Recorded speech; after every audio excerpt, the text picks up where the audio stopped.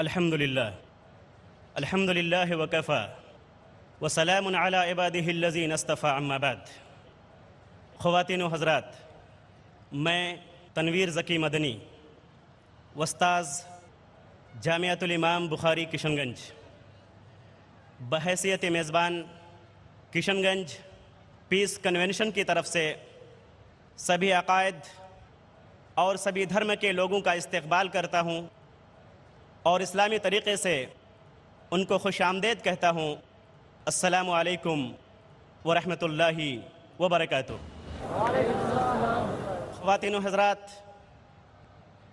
آئیے اب اس تاریخ ساز کنونشن کا باضابطہ آغاز کریں۔ ہم مناسب سمجھتے ہیں کہ اس پروگرام کا آغاز تلاوت کلام پاک سے ہو۔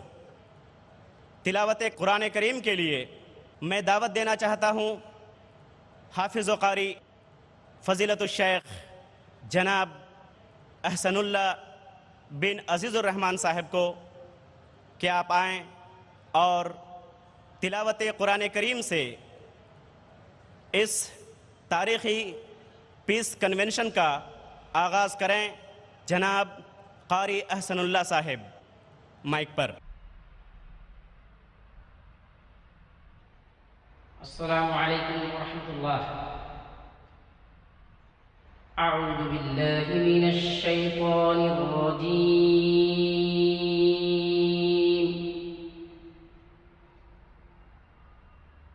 بسم اللہ الرحمن الرحیم۔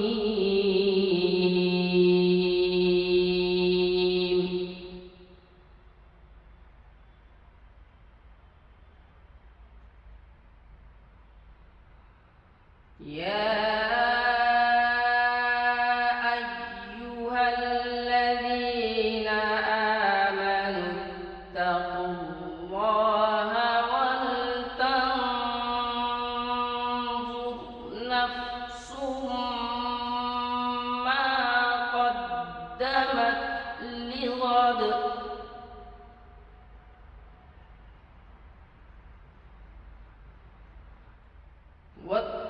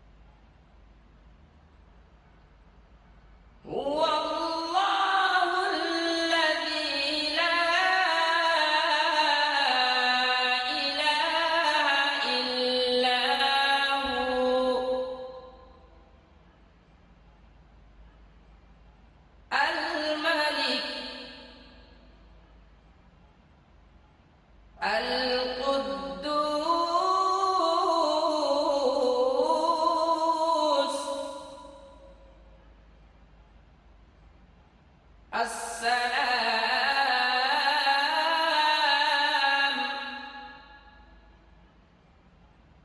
المؤمن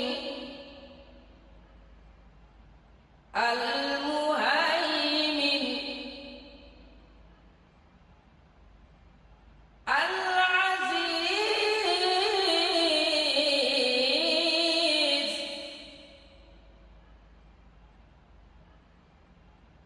الجبار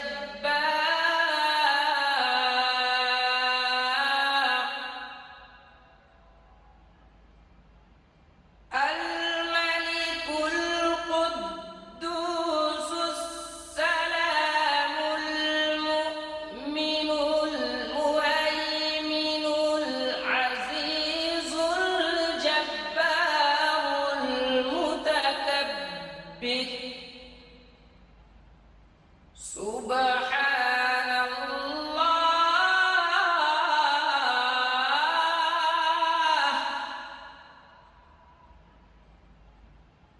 سبحان الله عما يشركون هو الله الخالق البارئ المصور له الأسماء الحسنى يسبح له ما في السماوات والأرض وهو العزيز الحكيم.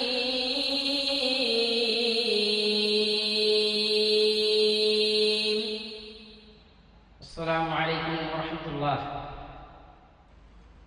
جزاک اللہ خیراً. فضیلت الشیخ قاری احسن اللہ بن عزیز الرحمن صاحب کی پرسوز تلاوت کے بعد ہم مناسب سمجھتے ہیں کہ تلاوت کی گئی آیتوں کا ترجمہ بھی سنا جائے. خواتین و حضرات، یہ آیتیں جو تلاوت کی گئیں یہ سورہ حشر کی آیت نمبر 18 سے 24 تک ہیں، جس کا ترجمہ ہے: اے ایمان والو، اللہ سے ڈرتے رہو، اور تم میں سے ہر شخص یہ دیکھ بھال لے کہ کل قیامت کے لیے تم نے اپنے اعمال کا کیا ذخیرہ کر رکھا ہے، اور ہر وقت اللہ سے ڈرتے رہو، اس لیے کہ وہ تمہارے تمام اعمال سے باخبر ہے.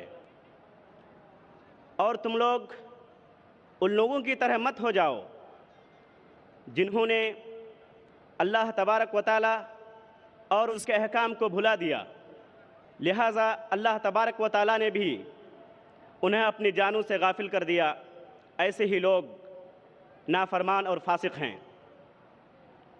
اہل نار اور اہل جنت دونوں برابر نہیں ہو سکتے. جو اہل جنت ہیں وہی کامیاب ہیں. اگر ہم اس قرآن کریم کو کسی پہاڑ پر اتارتے تو مارے خوف کے پست ہو کر پہاڑ ریزہ ریزہ ہو جاتا. ان مثالوں کو لوگوں کے سامنے بیان کرتے ہیں تاکہ لوگ غور و فکر کریں. وہی اللہ ہے جس کے سوا کوئی معبود نہیں. وہ ہر چھپے اور کھلے کا جاننے والا ہے. وہ بڑا مہربان نہایت رحم والا ہے. وہی اللہ ہے جس کے سوا کوئی معبود نہیں. وہ بادشاہ نہایت پاک ہے سب عیبوں سے. وہ نگہبان ہے. وہ امن دینے والا ہے. وہ غالب اور زوراور ہے. وہ بڑائی والا ہے. وہ پاک ہے ان تمام چیزوں سے جس میں تم ان کا شریک ٹھہراتے ہو. وہی اللہ پیدا کرنے والا ہے، وجود بخشنے والا ہے، صورت بنانے والا ہے. اسی کے لیے تمام اچھے کام ہیں. ہر چیز خواہ وہ آسمانوں میں ہو یا زمینوں میں، ہر چیز اس کی پاکی بیان کرتی ہے. وہی غالب وہی حکمت والا ہے۔ مکا فانی مکی آنی ازل تیرا ابد تیرا، مکا فانی مکی فانی ازل تیرا ابد تیرا، خدا کا آخری پیغام ہے تو، جاویداں تو ہے۔ یہ قرآن کریم اللہ تبارک و تعالیٰ کا کلام ہے۔ دنیا میں جتنی بھی آسمانی کتابیں نازل ہوئی، قرآن کریم ان تمام آسمانی کتابوں کا آخری ایڈیشن اور جامع ہے۔ قرآن کریم آفاقی کتاب ہے۔ قرآن کریم انسان کو زندگی گزارنے کا سب سے اچھا، سب سے آسان طریقہ بتاتا ہے۔ آج کے اس کشن گنج پیس کنونشن میں آج کے لیے جو موضوع منتخب ہے وہ ہے کیا قرآن کریم کو سمجھ کر پڑھنا ضروری ہے۔ یقیناً اس موضوع پر جس خطاب کو سننے کے لیے ہم بہت زیادہ بے قرار اور بیتاب ہیں، کافی دور دراز سے لاکھوں کی تعداد میں یہاں پر جمع ہیں، بلا کسی مسلک، بلا کسی عقیدہ اور بلا کسی دھرم کے یہاں پر جمع ہوئے ہیں تاکہ اس موضوع پر بڑی ہی سنجیدگی کے ساتھ مدلل انداز میں ایک خطاب سنیں اس شخصیت کی زبان سے جس کو دنیا ڈاکٹر ذاکر نائک کے نام سے جانتی ہے۔ آئیے ڈاکٹر ذاکر نائک صاحب کا خطاب اس موضوع پر سننے سے قبل مناسب سمجھتے ہیں کہ ڈاکٹر ذاکر نائک کے بارے میں کچھ آپ کے حوالے کیا جائے، آپ کے سامنے پیش کیا جائے۔ خواتین و حضرات، ڈاکٹر ذاکر نائک 45 سالہ ممبئی انڈیا کے رہنے والے، تعلیمی اعتبار سے ایک میڈیکل ڈاکٹر، مگر بعد میں معالج جسم سے معالج روح بن گئے۔ اسلام اور دیگر مذاہب کے تقابل کے سلسلے میں عالمی سطح پر جانے مانے معروف مقرر، پیس ٹی وی نیٹ ورک کے بانی، جس کے زیر اہتمام انگریزی، اردو اور بنگالی میں دینی تعلیمی سیٹلائٹ ٹی وی چینل جاری ہیں۔ اسلامک ریسرچ فاؤنڈیشن ممبئی کے صدر، قرآن کریم اور صحیح حدیث کے حوالے سے سائنسی، عقلی اور منطقی دلائل سے اسلامی تعلیمات کی اشاعت اور ان کے تعلق سے غلط فہمیوں کا ازالہ کرنا آپ کا امتیاز ہے۔ عوامی تقاریر کے بعد سامعین کے چبھتے ہوئے سوالات کے برجستہ مکمل دلائل کے ساتھ جوابات دینے کے لیے آپ کافی اور بہت مقبول ہیں۔ گزشتہ 14 سالوں میں دنیا بھر میں 2000 سے زائد لیکچرز دے چکے ہیں۔ ان میں امریکہ، کینیڈا، برطانیہ، اٹلی، سعودی عرب، مصر، متحدہ عرب امارات، کویت، قطر، بحرین، عمان، آسٹریلیا، نیوزی لینڈ، جنوبی افریقہ، Botswana, Malaysia, Singapore, Hong Kong, Thailand, Indonesia, Ghana, Trinidad سمیت کئی ممالک شامل ہیں۔ بھارت میں بھی درجنوں جگہ پر ان کے لیکچرز ہوتے ہیں۔ دیگر مذاہب و عقائد کے پیشواؤں کے ساتھ کئی مرتبہ بحث و مباحثہ اور مناظرے کامیابی کے ساتھ کیے ہیں۔ سن 2000 عیسوی میں شکاگو امریکہ میں ڈاکٹر ولیم کیمبل کے ساتھ عوامی مباحثہ بہت کامیاب رہا۔ ہندوؤں کے گرو سری سری روی شنکر کے ساتھ جنوری سن 2006 میں بنگلور کے پیلس گراؤنڈ پر منعقدہ ان کا عوامی مباحثہ بعنوان ہندو دھرم اور دین اسلام میں تصور خدا عوامی طور پر کافی پسند کیا گیا۔ انگریزی کے موقر اخبار انڈین ایکسپریس نے سن 2009 میں 100 بااثر ہندوستانیوں میں انہیں 82ویں مقام پر رکھا۔ سن 2009 کے 10 چوٹی کے روحانی رہنماؤں میں انہیں تیسرا مقام اور سن 2010 میں اول مقام ملا۔ اس فہرست میں مقام بنانے والے آپ سب سے پہلے مسلمان ہیں۔ इंडियन एक्सप्रेस ही के सन 2010 के 100 बाअसर हिंदुस्तानियों में उन्हें 79वां मकाम हासिल हुआ। अमेरिका की जॉर्ज वाशिंगटन यूनिवर्सिटी ने उन्हें दुनिया के 500 बाअसर मुसलमानों की फहरिस्त में शामिल किया। दुनिया के नामवर दाई इस्लाम शेख अहमद दीदात ने 1994 ईस्वी में उन्हें दीदात प्लस कहा था।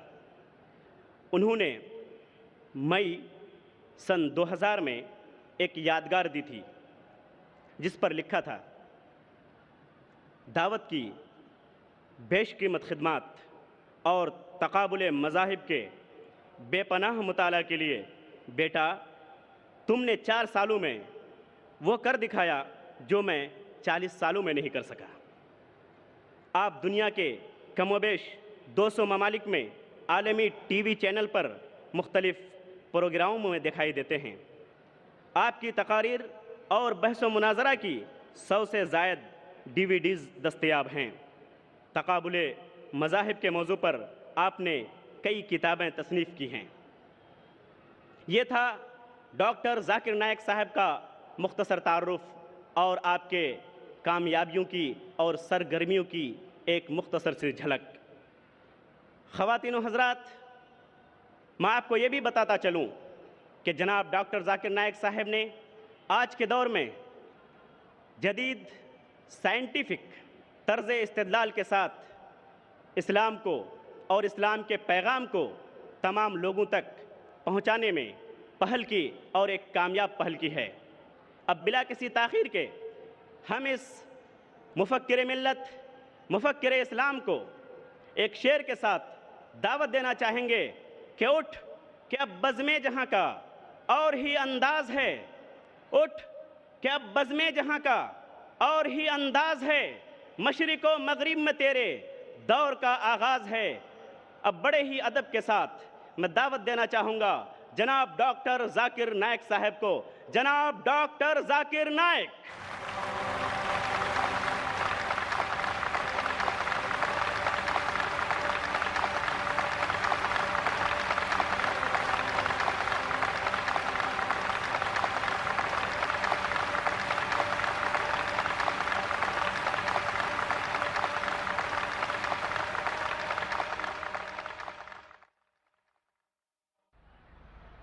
अल्हम्दुलिल्लाह वस्सलातु वस्सलाम अला रसूलिल्लाह व अला आलिहि वसहबि अजमईन, अम्मा बाद।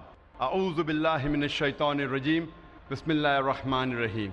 वलक़द यस्सरनल क़ुरआन लिज़्ज़िक्रि फ़हल मिन मुद्दकिर रब्बि इश्रह ली सदरी व यस्सिर ली अमरी वहलुल उक़दतम मिन लिसानी यफ़क़हू क़ौली। मेरे मोहतरम उलमाए दीन,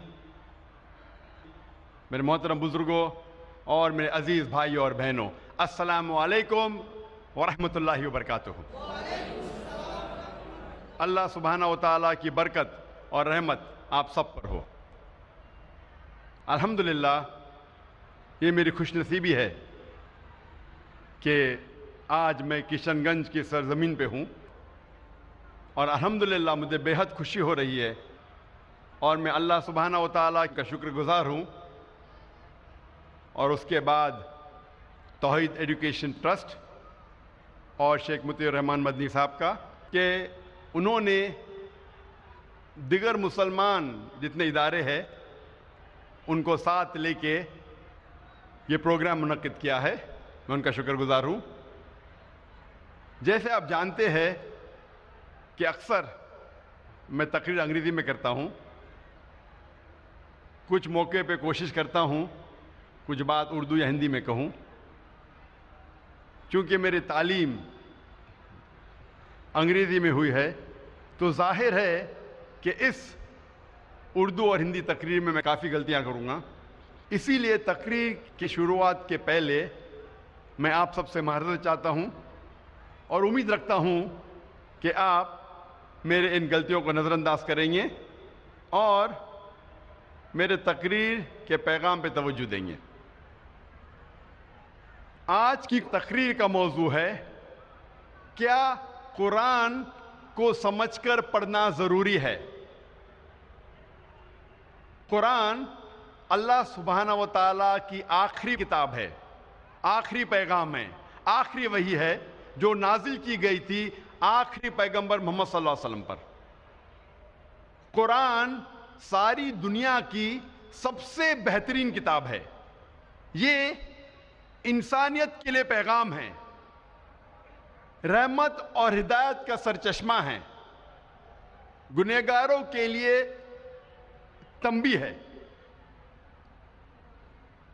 بھٹکوں کے لیے ہدایت ہے، شک اور شبہ والوں کے لیے یقین ہے، مشکلات میں مبتلا لوگوں کے لیے رہنما ہے، نا امیدوں کے لیے امید ہے۔ یہ قرآن مجید کی ساری جو نعمتیں ہیں، کیا ایک انسان کے لیے حاصل کرنا ممکن ہے جب تک وہ قرآن مجید کو نہ پڑھے، نہ سمجھے، اس کے معنی پہ تدبر نہ کرے، جب تک اسے اپنے زندگی میں عمل نہ کرے۔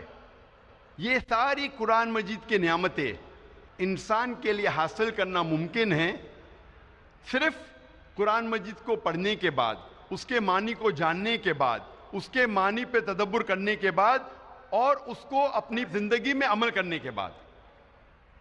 الحمدللہ ساری دنیا میں سب سے زیادہ پڑھی جانے والی کتاب ہے قرآن مجید، لیکن افسوس کی بات ہے کہ قرآن مجید سب سے زیادہ نہ سمجھ کے پڑھنے والی کتاب بھی ہے۔ سب سے زیادہ پڑھی جانے والی کتاب تو ہے، لیکن وہ ایک واحد کتاب ہے جو سب سے زیادہ پڑھی جاتی ہے بنا سمجھ کے۔ اور کیونکہ ہم مسلمانوں نے اکثر قرآن مجید کو سمجھ کے پڑھنا چھوڑ دیا، اسی لیے جو قرآن مجید اور مسلمانوں میں جو لگاؤ ہے وہ کم ہوتا جا رہا ہے۔ افسوس کی بات ہے کہ اگر کوئی قرآن مجید پڑھتا ہے اور اس کا دل نہیں بدلتا، اس کی زندگی میں کوئی تبدیلی نہیں آتی، یہ افسوس کی بات ہے۔ اللہ تعالیٰ فرماتے ہیں قرآن مجید میں سورہ ال عمران میں سورہ نمبر 3 آیت نمبر 110 میں، کنتم خیر امت اخرجت للناس، اے مسلمانوں آپ سارے جہاں میں سب سے بہترین امہ ہیں۔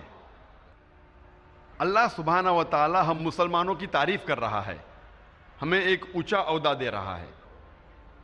جب بھی تعریف کی جاتی ہے، جب بھی کوئی اونچا عہدہ دیا جاتا ہے، اس کے ساتھ ذمہ داری لازم ہے۔ جب اللہ سبحانہ و تعالی فرماتے ہیں کہ ہم سارے جہاں میں سب سے بہترین امہ ہیں، اس کے ساتھ ذمہ داری بھی ہے۔ اللہ تعالیٰ اسی آیت میں فرماتے ہیں تأمرون بالمعروف وتنہون عن المنکر وتؤمنون باللہ، کیونکہ ہم لوگوں کو اچھائی کی طرف بلاتے ہیں اور برائی سے روکتے ہیں اور اللہ سبحانہ و تعالیٰ پہ یقین رکھتے ہیں۔ اللہ سبحانہ و تعالیٰ فرماتے ہیں کہ ہم سارے جہاں میں سب سے بہترین امہ ہیں کیونکہ ہم لوگوں کو اچھائی کی طرف بلاتے ہیں اور برائی سے روکتے ہیں۔ جب تک ہم قرآن مجید کو سمجھ کے نہیں پڑھیں گے، ہمیں کیسے پتہ لگے گا کہ کیا اچھا ہے کیا برا ہے؟ اگر ہم قرآن مجید نہیں سمجھ کے پڑھیں گے اور لوگوں کو اچھائی کی طرف نہیں بلائیں گے اور لوگوں کو برائی سے نہیں روکیں گے، ہم مسلمان کہنے کے لائق نہیں ہیں، ہم خیرہ امہ کہنے کے لائق نہیں ہیں۔ قرآن آتا ہے لفظ قرأ سے، جس کے معنی ہیں، قرآن کے معنی ہے کتاب، پڑھو۔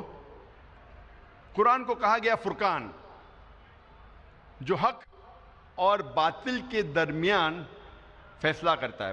فرقان، کرائٹیریا ٹو جج رائٹ فرام رانگ، وہ کتاب جو حق اور باطل کے درمیان فیصلہ کرتی ہے۔ جب تک ہم قرآن مجید کو سمجھ کے نہیں پڑھیں گے، ہمیں کیسے پتہ لگے گا کیا حق ہے اور کیا باطل ہے؟ اسی لیے قرآن مجید کو سمجھ کے پڑھنا بہت ضروری ہے۔ آج ہم تحقیق کریں گے اکثر مسلمان قرآن مجید کو سمجھ کے کیوں نہیں پڑھتے۔ سب سے عام بہانہ جو مسلمان دیتے ہیں قرآن مجید کو نہیں سمجھ کے پڑھنے کا، وہ یہ ہے کہ ہم عربی زبان نہیں جانتے۔ آج ساری دنیا میں 700 کروڑ انسان ہیں اور تقریباً 150 کروڑ مسلمان ہیں، یعنی 20% سے زیادہ، 20 سے 25% ساری دنیا میں سارے انسانوں میں سے مسلمان ہیں، اور عرب صرف مسلمانوں میں 15% ہے، اور چند اور لوگ ہیں، چند فیصد مسلمان ہیں جو عرب نہ ہونے کے باوجود عربی زبان جانتے ہیں۔ آج دنیا میں تقریباً 25 کروڑ مسلمان عربی جانتے ہیں۔ 150 کروڑ میں سے 25 کروڑ مسلمان عربی جانتے ہیں۔ 80% سے زیادہ مسلمان عربی نہیں جانتے۔ جب بھی کوئی انسان پیدا ہوتا ہے وہ ماں کے پیٹ میں سے کوئی بھی زبان نہیں جان کے پیدا ہوتا ہے۔ وہ پیدا ہونے کے بعد سب سے پہلی زبان جو سیکھتا ہے وہ اپنی مادری زبان ہے، تاکہ وہ اپنے فیملی کے لوگ سے گفتگو کر سکے، ان کو سمجھ سکے۔ اس کے بعد وہ معاشرے کی زبان سیکھتا ہے تاکہ وہ ان کے ساتھ کمیونیکیٹ کر سکے، اور جب وہ اسکول یا کالج میں جاتا ہے تو جس زبان میں تعلیم حاصل کرتا ہے وہ زبان سیکھتا ہے۔ اکثر دنیا میں لوگ کم از کم 2 یا 3 زبان تو جانتے ہیں، کم از کم 2 یا 3 زبان جانتے ہیں۔ کچھ لوگ 4 یا 5 زبان جانتے ہیں، کچھ لوگ 6 یا 7، کچھ لوگ کو کہتے ہیں لنگوسٹ، بہت سارے زبان جانتے ہیں، لیکن اکثر کم از کم انسان 2 یا 3 زبان تو جانتا ہے۔ کیا یہ ضروری نہیں ہے کہ ہم وہ زبان بھی جانیں جس میں ہمارا آخری پیغام، ہمارے رب، ہمارے خالق نے آخری پیغام بھیجا؟ کیا وہ زبان ہمیں نہیں جاننا چاہیے؟ مجھے اس وقت یاد آ رہا ہے ڈاکٹر موریس بکیل کے بارے میں، اور میں اس کی مثال دینا چاہتا ہوں کہ ڈاکٹر موریس بکیل ایک مشہور سائنسدان اور ڈاکٹر تھے، اور انہیں ملا تھا French academy award in the field of medicine. اور ڈاکٹر موریس بکیل جو عیسائی تھے، انہیں چنا گیا تھا ریسرچ کے لیے ممی آف منپٹا کا۔ ممی آف منپٹا وہ فرعون جو موسیٰ علیہ السلام کے وقت تھا، اس کے جسم، اسے کہتے ہیں ممی، اس کے اوپر ریسرچ کرنے کے لیے ڈاکٹر موریس بکیل کو چنا گیا تھا۔ اور کیونکہ ڈاکٹر موریس بکیل عیسائی تھے اور بائبل پڑھ چکے تھے، وہ جانتے تھے کہ موسیٰ علیہ السلام کا پیچھا کرتے کرتے فرعون دریا میں ڈوب گیا تھا۔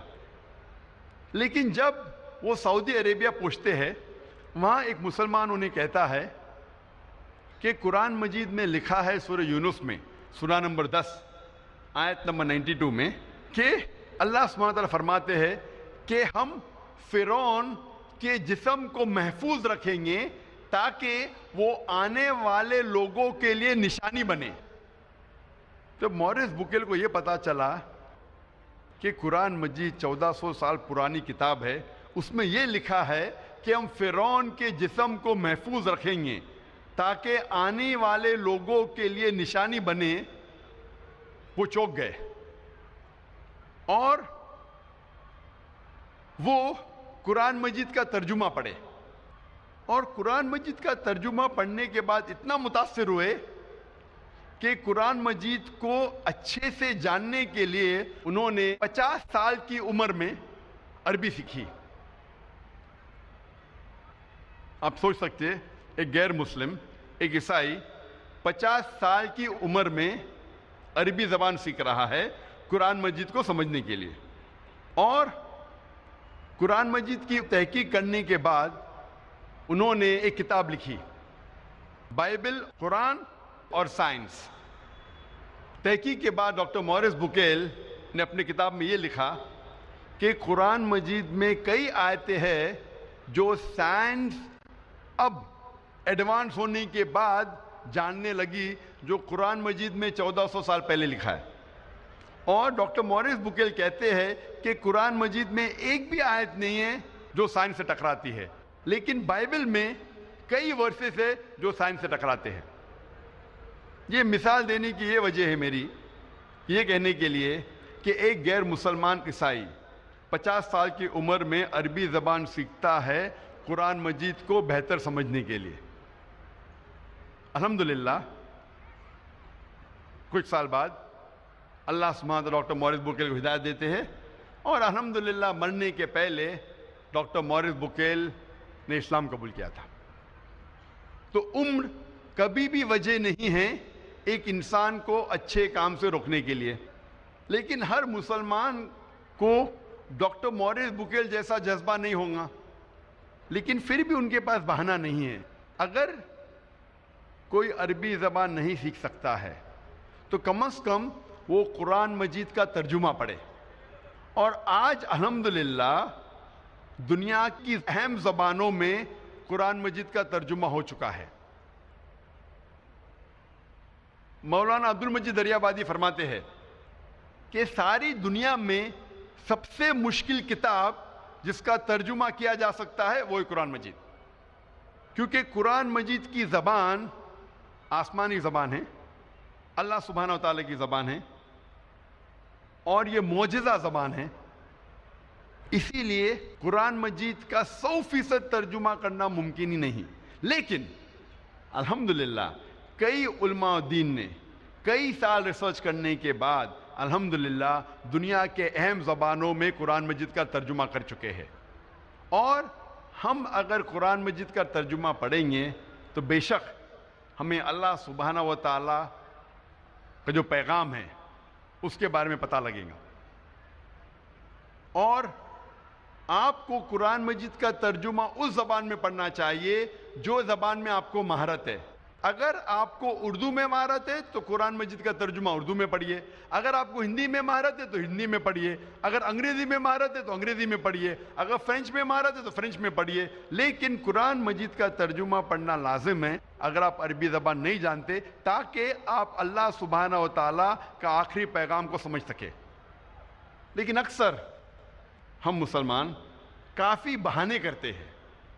کئی مسلمان کہتے ہیں کہ میں اتنا مشغول ہوں میرے تجارت میں کہ مجھے قرآن مجید پڑھنے کا وقت نہیں، میں میرے کام میں اتنا مشغول ہوں کہ مجھے قرآن مجید پڑھنے کا ٹائم نہیں۔ لوگ اکثر جو اسکول اور یونیورسٹی جاتے ہیں، کالجز جاتے ہیں، اپنی زندگی میں کئی سالوں تک سینکڑوں کتابیں پڑھتے ہیں اور کئی کتابیں حفظ کر لیتے ہیں۔ تو کیا ضروری نہیں ہم کم از کم ہمارے خالق، ہمارے رب کے آخری پیغام کو سمجھ کے پڑھے؟ اور آپ جو دنیاوی تعلیم حاصل کرتے ہیں، یہ تعلیم آپ کو اس دنیا میں فائدہ پہنچا سکتی ہے یا نہیں سکتی؟ کئی گریجویٹ ہے، پوسٹ گریجویٹ ہے، جو فارغ ہونے کے بعد بھی ان کے پاس کوئی نوکری نہیں ہے، اور کئی لوگ کو میں ہی جانتا ہوں جس فن میں گریجویشن حاصل کرتے ہیں وہ فن کو چھوڑ کے دوسرا کچھ تجارت کرتے ہیں یا دوسرا کچھ کام دھندا کرتے ہیں۔ تو ضروری نہیں جو آپ تعلیم حاصل کرتے ہیں وہ اس دنیا میں آپ کو فائدہ پہنچائے، لیکن یہ تعلیم اگر آپ اس تعلیم کے ذریعے اللہ سبحانہ و تعالیٰ کے قریب نہ آ سکے تو یہ تعلیم آخرت کے لیے فائدہ مند نہیں۔ اللہ تعالیٰ فرماتے ہیں قرآن مجید میں، سورہ بقرہ میں، سورہ نمبر 2 آیت نمبر 1 اور 2 میں، الف لام میم ذالک الکتاب لا ریب فیہ ھدی للمتقین۔ الف لام میم، یہ کتاب میں ہدایت ہے بے شک، بنا کوئی شک کے، متقین کے لیے۔ اللہ تعالیٰ فرماتے ہیں کہ اس قرآن مجید میں آپ کو فائدہ ہے اس دنیا میں اور آخرت میں بھی۔ اور اللہ تعالیٰ فرماتے ہیں سورہ کہف میں، سورہ نمبر 18 آیت نمبر 54 میں، کہ اللہ سبحانہ و تعالیٰ نے اس قرآن مجید میں کئی مثال پیش کی ہے جو انسانوں کے لیے فائدہ مند ہیں۔ اور اللہ تعالیٰ پیغام دہراتے سورہ الزمر میں، سورہ نمبر 39، آیت نمبر 27 میں کہ اللہ سبحانہ و تعالیٰ نے اس قرآن مجید میں کئی مثال پیش کی ہے جو انسانوں کے لیے فائدہ مند ہیں. تو یہ قرآن مجید جب آپ پڑھیں گے تو نہ ہی آپ کو اس دنیا میں فائدہ ہوگا بلکہ آخرت میں بھی فائدہ ہوگا. اور آپ اتنے سال ضائع کرتے ہیں کتاب پڑھنے کے لیے، ڈگری حاصل کرنے کے لیے، قرآن مجید پڑھنے کے لیے کتنا وقت لگتا ہے؟ اگر آپ قرآن مجید فاسٹ پڑھیں گے تو چند دنوں میں آپ قرآن مجید پڑھ سکتے ہیں. لیکن محمد صلی اللہ علیہ وسلم کی حدیث ہے جو صحیح حدیث ہے ترمذی میں، جہاں اللہ کے رسول فرماتے کہ جس نے قرآن 3 دن سے کم میں پڑھا تو اس نے قرآن مجید کو نہیں سمجھا. تو اگر آپ قرآن مجید کو آہستہ پڑھیں گے، ایک منزل ہر روز، تو آپ قرآن مجید 7 دن میں پڑھ سکتے ہیں. اور آہستہ پڑھیں گے اگر ہر روز ایک جز، ایک پارہ، تو قرآن مجید آپ مکمل کریں گے 30 دن میں، 1 مہینے میں. کیا ہمارا فرض نہیں کہ ہم اللہ کا کلام، اللہ کا آخری پیغام، ہمارے خالق، ہمارے رب کے آخری پیغام کو سمجھ کے پڑھے؟ مسلمانوں کو اکثر غلط فہمی ہے کہ قرآن مجید صرف مسلمانوں کے لیے نازل ہوا اور یہ غیر مسلمانوں کے لیے نہیں ہے. اللہ سبحانہ وتعالیٰ فرماتے ہیں قرآن مجید میں سورہ ابراہیم میں سورہ نمبر 14 آیت نمبر 1 میں، الف لام را، ہم نے یہ کتاب نازل کی محمد صلی اللہ علیہ وسلم پہ تاکہ وہ انسانوں کو اندھیرے سے روشنی میں لے آئے، سارے انسانوں کو، نہ کہ صرف مسلمانوں کو. اللہ تعالیٰ فرماتے ہیں سورہ ابراہیم میں سورہ نمبر 14 آیت نمبر 52 میں کہ یہ پیغام ہے سارے انسانوں کے لیے تاکہ وہ جان لے کہ ایک خدا ہے. اللہ تعالیٰ فرماتے ہیں سورہ بقرہ میں سورہ نمبر 2 آیت نمبر 185 میں کہ رمضان وہ مہینہ ہے جس میں اللہ سبحانہ و تعالیٰ نے قرآن نازل کیا، ہدایت کے لیے سارے انسانوں کے لیے، اور یہ فرقان ہے جو حق اور باطل کے درمیان فیصلہ کرتا ہے. اللہ تعالیٰ فرماتے ہیں سورہ الزمر میں سورہ نمبر 39 آیت نمبر 41 میں کہ ہم نے قرآن نازل کیا محمد صلی اللہ علیہ وسلم پہ تاکہ وہ انسانوں کو ہدایت دے. قرآن مجید میں یہ نہیں کہا گیا ہے کہ صرف مسلمانوں یا عربوں کو ہدایت دے، لیکن سارے انسانوں کو ہدایت دے. قرآن مجید صرف مسلمانوں کے لیے نہیں بلکہ سارے انسانوں کے لیے ہے.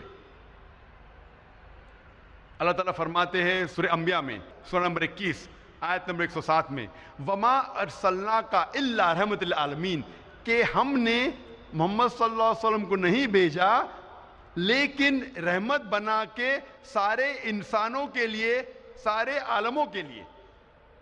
اللہ تعالیٰ فرماتے قرآن مجید میں کہ محمد صلی اللہ علیہ وسلم رحمت بنا کے بھیجے ہیں، نہ کہ صرف مسلمانوں کے لیے، نہ کہ صرف عربوں کے لیے، بلکہ ساری انسانیت کے لیے، سارے عالموں کے لیے. اللہ تعالیٰ فرماتے سورہ فاطر میں سورہ نمبر 35 آیت نمبر 24 میں وَمَا أَرْسَلْنَاكَ إِلَّا كَافَةً لِلنَّاسِ بَشِيرًا وَنَذِيرًا، کہ ہم نے محمد صلی اللہ علیہ وسلم کو ایک یونیورسل میسنجر جیسے بھیجا ہے، سارے انسانوں کے لیے ایک پیغمبر بھیجا ہے تاکہ وہ لوگوں کو ہدایت دے. لیکن اکثر انسان اب بھی نہیں جانتے. تو محمد صلی اللہ علیہ وسلم صرف مسلمانوں یا صرف عربوں کے لیے نہیں بھیجے گئے تھے بلکہ سارے انسانوں کے لیے بھیجے گئے تھے. ہم مسلمان اکثر سمجھتے ہیں کہ یہ قرآن مجید غیر مسلمانوں کو نہیں دی جا سکتی اور غیر مسلمان اسے نہیں چھو سکتے. یہ اکثر غلط فہمی ہے اور لوگ حوالہ دیتے ہیں سورہ واقعہ کی سورہ نمبر 56 آیت نمبر 77 to 80 جہاں اللہ سبحانہ تعالیٰ کہتے ہیں کہ یہ قرآن مجید ہے جو ایک محفوظ کتاب ہے، کوئی بھی اسے چھو نہیں سکتا صرف مطہرین جو لوگ پاک ہے. اور لوگ سمجھتے ہیں کہ کتاب مکنون جس کا ذکر کیا گیا قرآن مجید میں وہ یہ قرآن مجید کتاب ہے، مصحف ہے، اور مطہرین مطلب ایک انسان اگر وضو میں ہے صرف وہی چھو سکتا ہے، اسی لیے کہتے ہیں کہ غیر مسلمان اسے چھو نہیں سکتے۔ اگر یہ آیت کے معنی ہیں کہ یہ کتاب مکنون، یہ قرآن مجید کا مصحف ہے اور جو وضو میں نہیں چھو سکتا، تو کوئی بھی غیر مسلم دکان سے 100 یا 150 روپے کا قرآن مجید خرید کے چھو سکتا ہے۔ اگر آپ تبری کی تفسیر پڑھیں گے اور ابن کثیر، اس میں لکھا ہے کہ وہی تب نازل ہوئی جب لوگ نے الزام لگائے کہ یہ قرآن مجید نعوذ باللہ محمد صلی اللہ علیہ وسلم کو شیطان کی طرف سے آ رہا ہے۔ تو یہ آیت نازل ہوئی کہ وہ کتاب مکنون جس کا ذکر ہے لوح محفوظ میں، جو قرآن مجید میں ذکر آتا ہے سورہ برج میں، سورہ نمبر 85 آیت نمبر 21 اور 22 میں، کہ وہ کتاب جو قرآن مجید لوح محفوظ میں ہیں اسے کوئی نہیں چھو سکتا ہے، صرف مطہرین، مطلب وہ لوگ نہ ہی صرف جسم سے، من سے، تن سے پاک ہے۔ اس کے معنی ہیں کہ صرف فرشتے، وہ لوح محفوظ میں صرف فرشتے ہی چھو سکتے ہیں۔ مطلب جو لوگ الزام لگا رہے تھے کہ یہ قرآن مجید محمد صلی اللہ علیہ وسلم کو نازل ہو رہا تھا شیطان کے ذریعے نعوذ باللہ، اس کے جواب میں یہ آیت نازل ہوئی۔ تو اس کا مطلب نہیں کہ غیر مسلمان اسے چھو نہیں سکتے۔ اور مان لو اگر چھونا بھی غلط ہے، اگر چھوٹی غلطی کر کے اگر وہ غیر مسلمان شرک سے بچ جاتا ہے بڑی غلطی سے، تو اچھی بات ہے۔ مسلمان کہتے ہیں کہ قرآن مجید اگر آپ دیتے غیر مسلمان کو صرف ترجمہ دو، مجھے کوئی اعتراض نہیں اگر آپ غیر مسلمان کو صرف ترجمہ دیتے ہیں، لیکن میں پسند کرتا ہوں کہ ترجمے کے ساتھ عربی بھی دے، کیونکہ ترجمہ ایک انسان کا ترجمہ ہے، اس میں غلطیاں ہو سکتی، اور اگر کچھ انسان غلطیاں کرتے ہیں تو یہ غلطیاں اللہ سبحانہ تعالیٰ کو منسوب نہیں کی جانی چاہیے۔ لوگ یہ نہیں کہنا چاہیے کہ نعوذ باللہ اللہ نے غلطی کی۔ اسی لیے اگر ترجمے کے ساتھ جو اصل عربی ہے وہ اگر سائیڈ میں ہوگا، اگر غلطیاں ہوں گی ترجمے میں تو عربی سے غلطیاں سدھاری جا سکتی۔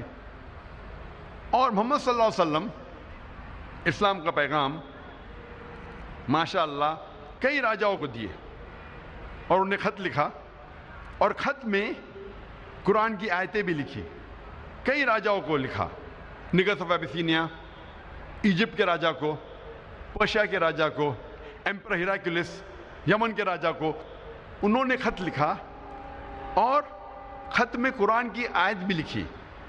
اور ایک خط موجود ہے کوپٹاکی میوزیم میں ٹرکی میں، جس میں قرآن مجید سورہ ال عمران سورہ نمبر 3 آیت نمبر 64 کی آیت ہے، جہاں اللہ تعالیٰ فرماتے کل یا اہل کتاب، کہو اہل کتاب سے، تعالوا الی کلمۃ سواء بین بینکم، آؤ ہم اس بات کی طرف جو آپ اور ہم میں یکساں ہے۔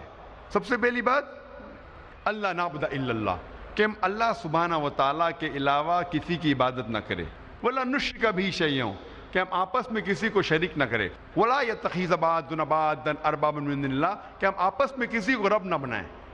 فَإِن تَوَلَّوْا، اگر وہ نہ مانے، فَقُولُوا اشْهَدُوا بِأَنَّا مُسْلِمُونَ، کہ کہو کہ ہم شہادت دیتے کہ مسلم ہیں۔ یہ قرآن مجید کی آیت محمد صلی اللہ علیہ وسلم نے غیر مسلم راجاؤں کو دی۔ کئی راجاؤں نے اسلام قبول کیا، کئی راجاؤں نے اس خط کو پھاڑا، اور کچھ راجاؤں نے اس خط کو اپنے پیر سے کچلا۔ اور میں پوچھنا چاہتا ہوں کہ آج 90 لاکھ سے زیادہ غیر مسلم ہیں جو عرب ہے، جن کی مادری زبان عربی ہے۔ 90 لاکھ سے زیادہ عرب آج عیسائی ہے، وہ کوپٹک کرسچن ہیں، ان کی مادری زبان ہے عربی۔ میں پوچھنا چاہتا ہوں آپ قرآن مجید کا کون سا ترجمہ ان عربوں کو دیں گے تاکہ وہ ہدایت حاصل کر سکے؟ کہ آپ قرآن مجید کا عربی میں ترجمہ کریں گے؟ بٹ نیچرل آپ قرآن مجید کا اصل نسخہ دیں گے ان کو۔ اسی لیے یہ قرآن مجید جو نازل کیا گیا تھا وہ سارے انسانوں کے لیے نازل کیا گیا تھا، نہ ہی صرف مسلمانوں کے لیے۔ اکثر مسلمان یہ سمجھتے ہیں کہ قرآن مجید کو سمجھ کے پڑھنا صرف علماؤں کا کام ہے، یہ صرف عالم ہی قرآن مجید کو سمجھ کے پڑھ سکتے ہیں۔ اللہ تعالیٰ فرماتے قرآن مجید میں، جس آیت کی میں نے تلاوت کی تھی میرے تقریر کے شروعات میں، اللہ تعالیٰ 4 بار فرماتے ہیں ایک ہی سورے میں، سورہ قمر میں، سورہ نمبر 54 آیت نمبر 17 آیت نمبر 22 آیت نمبر 32 اور آیت نمبر 40 میں وَلَقَدْ يَسَّرْنَا الْقُرْآنَ لِلذِّكْرِ فَهَلْ مِن مُدَّكِرٍ، کہ ہم نے قرآن کو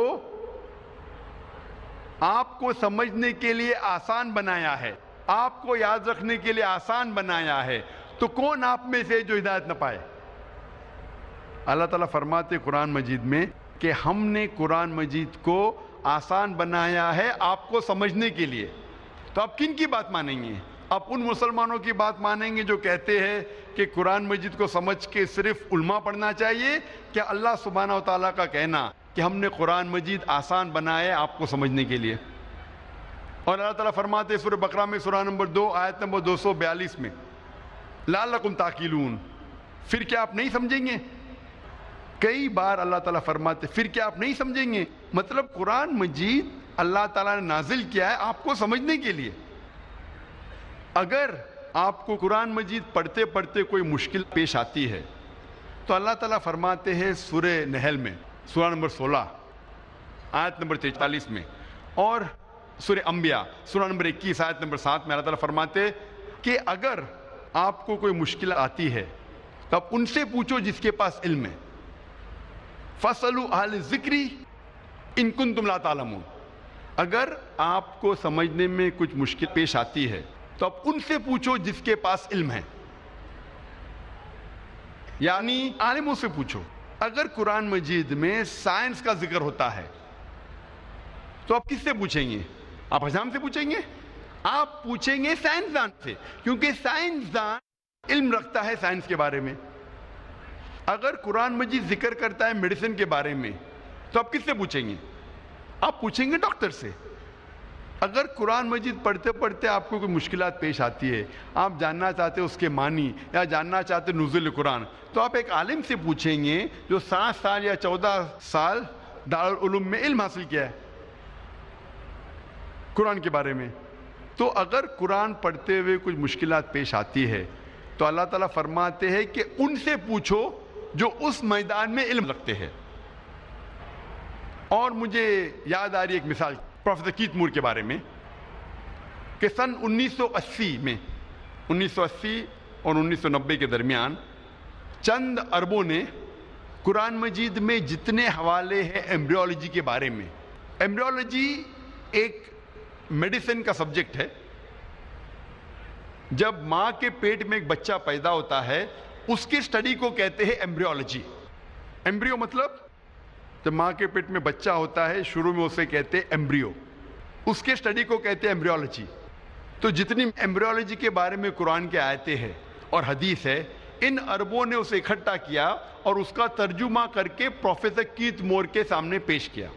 پروفیسر کیت مور اس وقت سن 1980 میں دنیا کے سب سے بڑے ماہر تھے ایمبریولوجی کے، اور یونیورسٹی آف ٹورانٹو کینیڈا میں وہ head of the department of anatomy تھے۔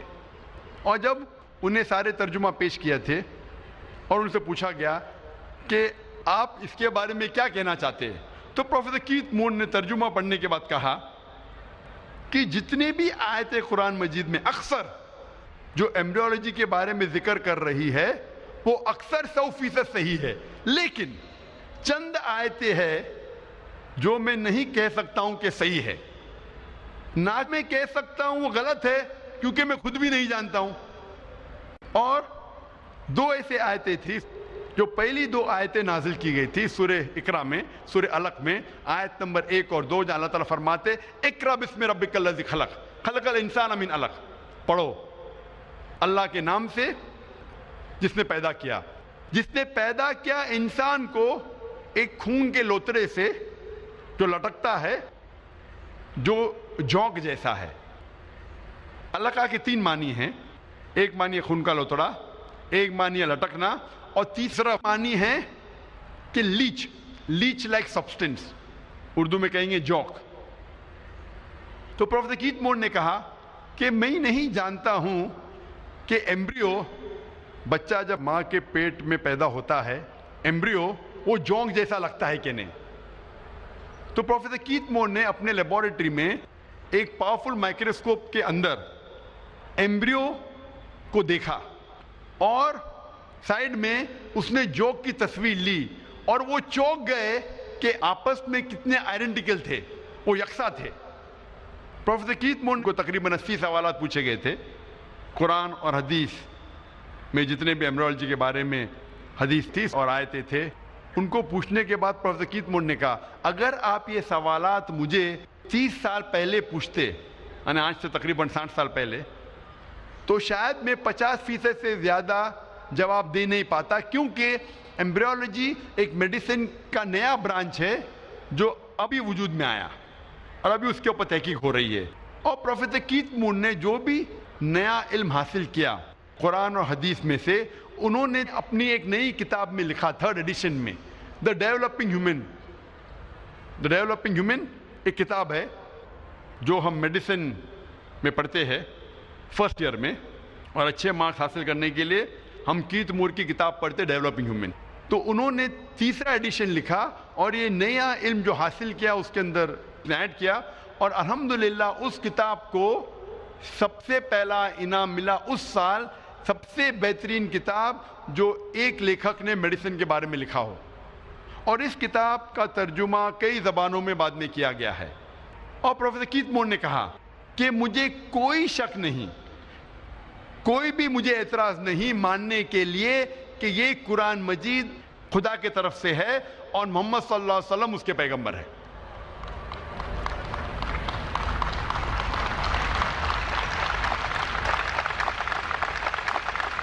جب بھی آپ کوئی ایک مشین لیتے ہیں تو اس کے ساتھ آتا ہے انسٹرکشن مینیول۔ انسٹرکشن مینیول مطلب اس مشین کو کس طریقے سے چلایا جاتا ہے اس کے اوپر ایک کتاب آتی ہے، انگریزی میں کہتے ہیں انسٹرکشن مینیول۔ مثال کے طور پہ اگر آپ ڈی وی ڈی پلیئر خریدیں گے تو ڈی وی ڈی پلیئر کے ساتھ آئیں گا انسٹرکشن مینیول، ایک کتاب دی جائیں گی آپ کو جس میں لکھا گیا کس طریقے سے اس مشین کا استعمال کیا جانا چاہیے، اور اس میں لکھا ہے اگر آپ کو ڈی وی ڈی پلے کرنے کا ڈی وی ڈی ڈالو اور پلے کا بٹن دباؤ، اگر فاسٹ فارورڈ کرنے کا ہے تو F5 بٹن دباؤ، سٹاپ کرنے کا ہے تو سٹاپ کا بٹن دباؤ، سکپ کرنے کا ہے تو سکپ کا بٹن دباؤ، اونچائی سے مت گراؤ نہیں تو ٹوٹ جائیں گی، پانی میں مت ڈالو نہیں تو خراب ہو جائیں گی۔ یہ انسٹرکشن مینیول ہے۔ اگر آپ مجھے اجازت دیتے ہیں کہ انسان کو میں مشین کہوں تو آپ کو ماننا پڑے گا کہ سب سے پیچیدہ مشین دنیا میں وہ ہے انسان، اور جتنی پیچیدہ مشین اتنی ضرورت ہے انسٹرکشن مینیول کی۔ تو کیا اس انسان کے لیے انسٹرکشن مینیول نہیں ہے؟ جب چھوٹی مشین رہتی تو انسٹرکشن مینیول آتا ہے۔ تو اگر آپ مجھے اجازت دیں گے انسان کو مشین کہنے کے لیے، آپ کو ماننا پڑے گا سب سے پیچیدہ مشین دنیا میں، کیا اس کے لیے انسٹرکشن مینیول نہیں؟ انسان کی آخری انسٹرکشن مینیول ہے یہ قرآن۔ قرآن مجید انسانوں کی آخری انسٹرکشن مینیول ہے۔ ہمارے خالق، ہمارے رب اللہ سبحانہ و تعالیٰ نے انسان کے لیے کیا بہتر ہے، کیا فائدے مند ہے، کیا نقصان دہ ہے، یہ انسٹرکشن مینیول قرآن مجید میں لکھی ہے۔ جب سب سے پہلی بار آٹو موبائل گاڑی ہندوستان میں آئی تھی بہت سالوں پہلے، 50 60 یا 100 سال پہلے، سب سے پہلی بار جب گاڑی ہندوستان میں آئی تو لوگ گاڑی چلانا نہیں جانتے تھے۔ تو کمپنی کیا کرتی تھی، گاڑی کے ساتھ آپ کو ڈرائیور بھی دیتی تھی۔ جب گاڑی چلانا نہیں آتا ہے تو گاڑی کو لے کے کریں گے کیا؟ 50 یا 100 سال پہلے پہلی بار جب ہندوستان میں گاڑی آئی تو گاڑی کے ساتھ کمپنی ڈرائیور بھی دیتی تھی۔ تو ایک امیر نواب تھے جن نے ایک نئی گاڑی خریدا، گاڑی کے ساتھ کمپنی نے ڈرائیور بھی دیا۔ تو نواب ڈرائیور سے کہتے ہیں ایک دن گاڑی کو تیار کرو، مجھے بیگم صاحبہ کو شاپنگ کے لیے لے جانا ہے۔ تو ڈرائیور کہتا ہے نواب صاحب گاڑی خراب ہو گئی ہے۔ نواب صاحب تیش میں آ کے کہتے گاڑی کو فوراً صحیح کرو، مجھے بیگم صاحبہ کو شاپنگ کے لیے لے جانا ہے۔ تو ڈرائیور کہتا ہے کہ نواب صاحب گاڑی کو صحیح کرنے کے لیے مجھے 10 کلو شہد چاہیے، 20 لیٹر دودھ چاہیے، 30 کلو اصل گھی چاہیے اور 40 کلو رائس، چاول، وہ بھی باسمتی چاول۔ تو نواب صاحب کیا کرتے, گاڑی کو صحیح کرنے کے لیے ڈرائیور کو 10 کلو شہد دیتے, 20 لیٹر دودھ دیتے ہیں, 30 کلو اصل گھی اور 40 کلو باسمتی چاول دیتے ہیں. یہ ڈرائیور سب چیز لے کے اپنے گھر میں اپنے بیگم کو دیتا ہے اور آدھے گھنٹے میں گاڑی تیار ہو جاتی ہے. میں آپ سے پوچھنا چاہتا ہوں کہ آج اگر آپ کا ڈرائیور آپ سے کہیں گا کہ گاڑی کو صحیح کرنے کے لیے اس کو چاہیے شہد, دودھ, چاول اور گھی, کیا آپ اسے دیں گے؟ آپ کیا کریں گے؟ دیں گے؟ بھگا دیں گے, لات مار کے بھگائیں گے, کیونکہ آپ بھلے میکینک نہیں ہیں, آپ کم از کم اتنا تو جانتے گاڑی کے بارے میں کہ گاڑی دودھ پہ نہیں چلتی, شہد سے نہیں چلتی, چاول سے نہیں چلتی, گھی سے نہیں چلتی. آپ میکینک نہیں ہیں لیکن گاڑی کے بارے میں اتنا علم تو رکھتے. تو ہر مسلمان قرآن مجید کو سمجھ کے پڑھے گا تو کوئی بھی انسان آپ کو قرآن مجید سے بھٹکا نہیں سکے گا. آپ اگر قرآن مجید کو سمجھ کے پڑھیں گے تو کوئی بھی انسان آپ کو قرآن مجید سے دور نہیں کر سکے گا. آپ بھلے میکینک نہیں لیکن گاڑی کا اتنا علم تو رکھتے ہیں. اسی طریقے سے اگر ہم قرآن مجید سمجھ کے پڑھے, اگر گاڑی خراب ہو جاتی ہے تو آپ جاتے میکینک کے پاس. اسی طریقے سے قرآن مجید پڑھتے پڑھتے کچھ مشکلات پیش آتی ہے تو پھر آپ عالم کے پاس جاؤ, اس ماہر کے پاس جاؤ اس فن میں جس میں آپ کو مشکل ہے. لیکن اس کا مطلب نہیں کہ آپ اس نواب کی طرح بیوقوف بن جائیں گے. لوگ اکثر مثال دیتے ہیں لوگ کو قرآن مجید سمجھنے سے روکنے کے لیے. لوگ اکثر مسلمان مثال دیتے کیوں قرآن مجید سمجھ کے نہیں پڑھنا چاہیے, اور وہ کہتے ہیں کہ اگر آپ کے پاس کچا لائسنس ہے, آپ گاڑی چلانا صحیح نہیں جانتے اور کچے لائسنس کے ساتھ اگر آپ گاڑی کو ٹھوکتے ہیں تو آپ کو جو دنڈ پڑے گا, جرمانہ پڑے گا, وہ چھوٹا پڑے گا. اگر پکے لائسنس کے ساتھ, فل لائسنس کے ساتھ اگر آپ گاڑی کو ٹھوکیں گے جرمانہ ڈبل. اسی لیے جب کچے لائسنس کا گاڑی ٹھوکیں گے کم جرمانہ. اسی طریقے سے قرآن مجید کو سمجھ کے مت پڑھو, گناہ کریں گے تو کم سزا ملے گی. اگر قرآن مجید کو سمجھ کے پڑھیں گے اور گناہ کریں گے تو ڈبل سزا ملے گی. اسی لیے نہیں سمجھ کے پڑھنا اور گناہ کرنا اچھی بات ہے. تو میں ان سے کہتا ہوں ٹھیک ہے, مان لیا میں آپ کی بات کہ کچے لائسنس کے ساتھ اگر آپ گاڑی ٹھوکیں گے تو کم سزا, کم جرمانہ, پکے لائسنس زیادہ جرمانہ. تو میں ان سے کہتا ہوں اگر آپ گاڑی برابر سے نہیں سیکھیں گے اور کچے لائسنس سے چلائیں گے, ہو سکتا ہے اگر آپ ٹھوکیں گے تو پولیس آپ کو 1000 روپیہ دنڈ دیں گی, 1000 روپیہ جرمانہ دیں گی. اگر آپ پکے لائسنس کے ساتھ گاڑی چلائیں گے اور ایکسیڈنٹ کریں گے, ٹھوکیں گے, تو پولیس آپ کو 2000 روپیہ جرمانہ دیں گی. لیکن اگر آپ کچے لائسنس کے ساتھ چلائیں گے, گاڑی چلانا نہیں سیکھیں گے, ہو سکتا ہے 5 سال میں آپ 100 بار گاڑی ٹھوکیں گے تو آپ کو جرمانہ دینے پڑیں گا 1000 × 100 1 لاکھ روپیہ. اگر آپ برابر سے گاڑی سیکھیں گے 5 سال میں ہو سکتا ہے کہ 1 بار گاڑی ٹھوکیں گے تو 5 سال کے بعد جرمانہ آپ کو 2000 روپیہ. تو 1 لاکھ جرمانہ اچھا کہ 2000 جرمانہ اچھا؟ یہ منطق میں کہاوت ہے کہ اس کے غلط لاجک کو اگری کرو اور پھر اسے غلط ثابت کرو. اگر کوئی کہتا ہے 2 + 2 5 تو میں کہوں گا ٹھیک ہے 2 روپیہ لے, 2 روپیہ لے, 5 روپیہ لا, 2 لاکھ روپیہ لے, 2 لاکھ روپیہ لے, 5 لاکھ لے کیا. تو منطق کے اندر ایک کہاوت ہے کہ غلط لاجک کوئی کہتا ہے اسے اگری کر کے اسے غلط ثابت کرو. تو اگر آپ قرآن مجید نہیں سمجھ کے پڑھیں گے اور گناہ کریں گے, کئی گناہ کرتے رہیں گے, بھلے آپ کو آدھی سزا ملی. تو قرآن مجید کو سمجھو, اس کے پر عمل کرو. انسان غلطیاں کرتے, اکثر غلطیاں انشاءاللہ قرآن مجید پڑھ کے آپ غلطیوں سے دور ہوئیں گے. کچھ لوگ اکثر کہتے کہ قرآن مجید کو سمجھ کے نہیں پڑھنا چاہیے, اور دوسری اور کچھ لوگ کہتے کہ قرآن مجید کو پڑھ کے عربی میں فائدہ ہی نہیں, عربی میں پڑھ کے فائدہ ہی نہیں. اللہ تعالیٰ فرماتے ہیں سورہ نساء میں, سورہ نمبر 4 آیت نمبر 171 میں, لا تغلوا فی دینکم, آپ دین کے دائرے سے باہر مت جاؤ, دائرے میں ہونا چاہیے.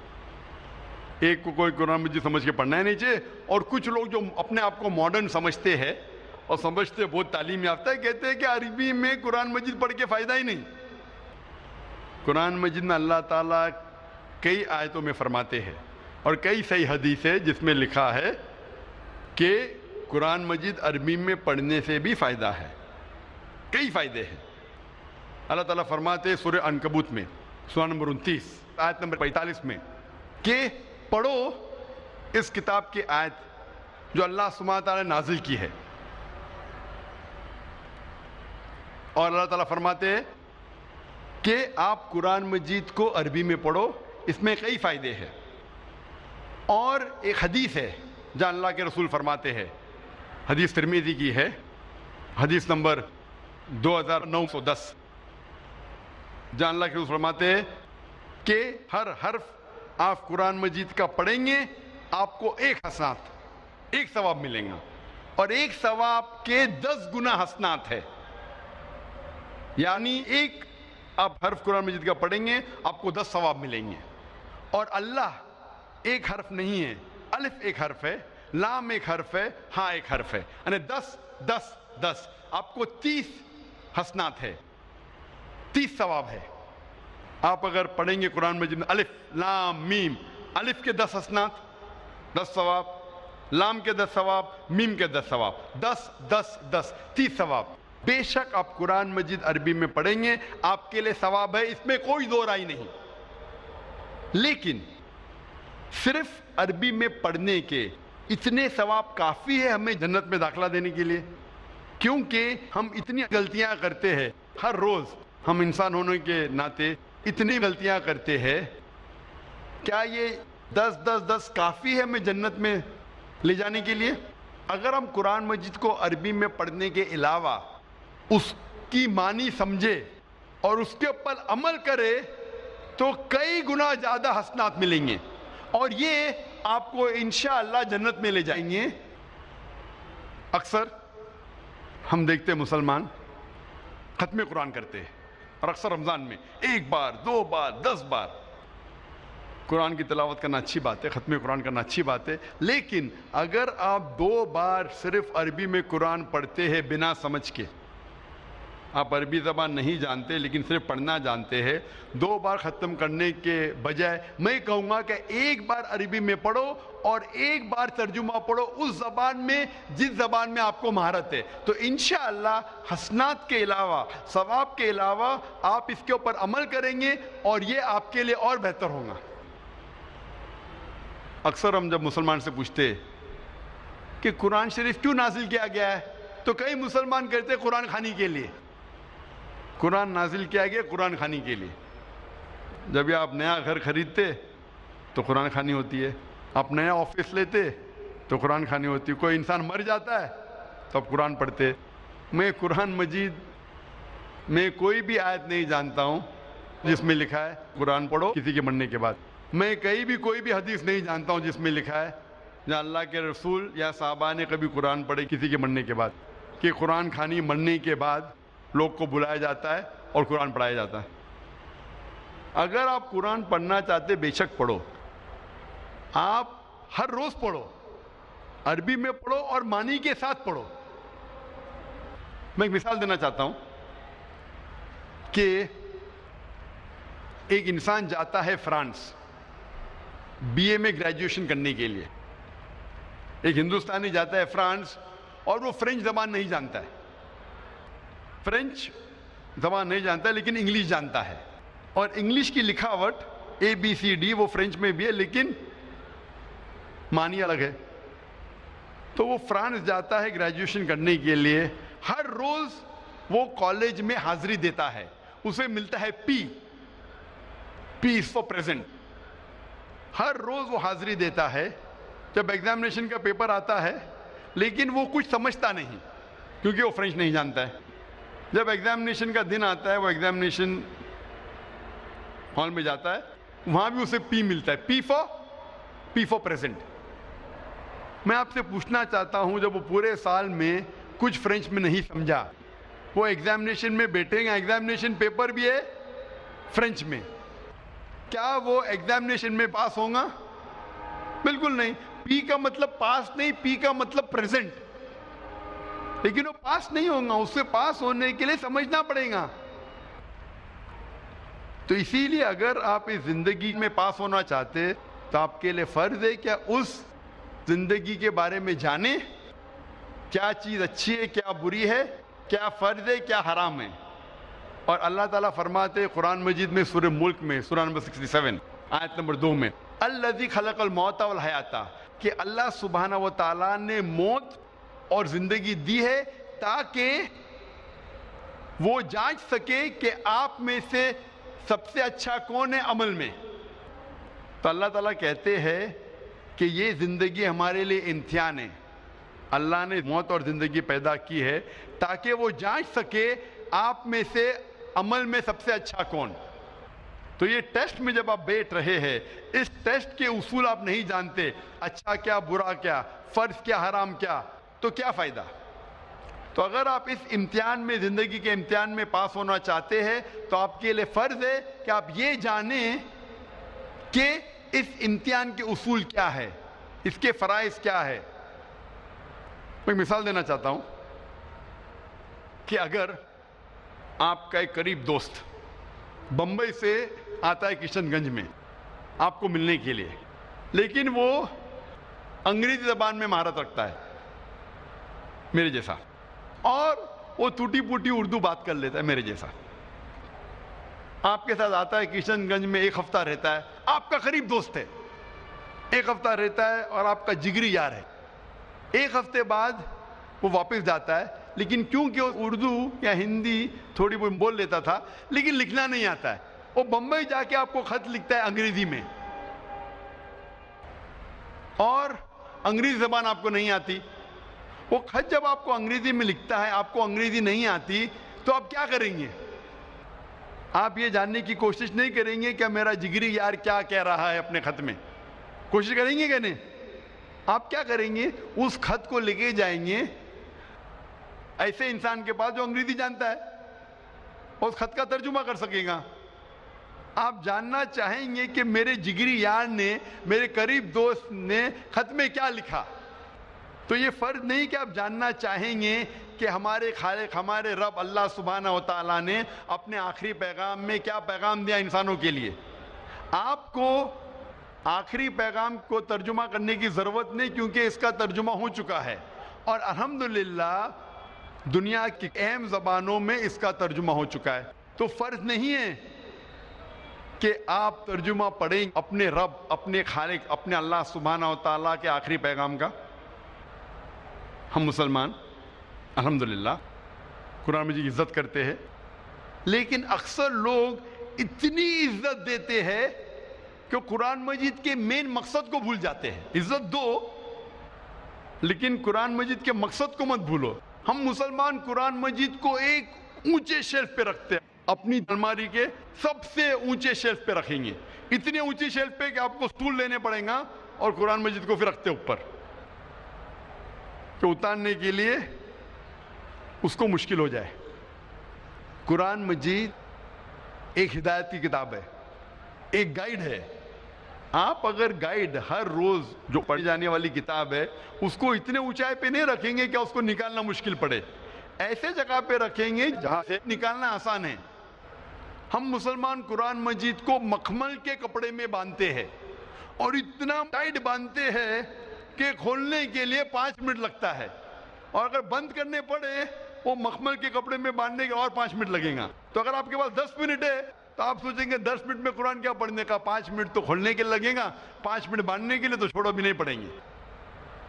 قرآن مجید کو عزت دو، قرآن مجید کا احترام کرو، لیکن اتنا مت کرو کہ مقصد ہی فوت ہو جائے۔ عزت دو، اونچائی پہ رکھو، پر اتنی اونچائی پہ نہیں کہ نکالنا مشکل پڑے۔ اس کو محفوظ رکھو، لیکن اتنا ٹائٹ مت باندھو کہ کھولنا مشکل پڑے اور بند کرنا مشکل پڑے۔ ہم قرآن مجید کو ہاتھ لگانے کے لیے 1000 چیز سوچتے ہیں، جیسے وہ RDX بم ہے۔ قرآن مجید کو ہاتھ لگانے کے پہلے ہم سوچتے ہیں کہ میں جوتے میں ہوں تو قرآن مجید کو ہاتھ لگا سکتا ہوں کہ نہیں، میں کھڑا ہوں تو قرآن مجید کو پکڑ سکتا ہوں کہ نہیں، میں ٹریول کر رہا ہوں، میں سفر کر رہا ہوں، قرآن مجید کو ہاتھ لگا سکتا ہوں کہ نہیں، کیا میں سفر میں پڑھ سکتا ہوں کہ نہیں، کیا میں جدھر کام کر رہا ہوں ادھر پڑھ سکتا ہوں کہ نہیں، کیا میں جوتے کے ساتھ ہاتھ لگا سکتا ہوں کہ نہیں۔ ہم 1000 سوالات پوچھتے ہیں قرآن مجید کو ہاتھ لگانے کے پہلے، جیسے وہ RDX بم ہے۔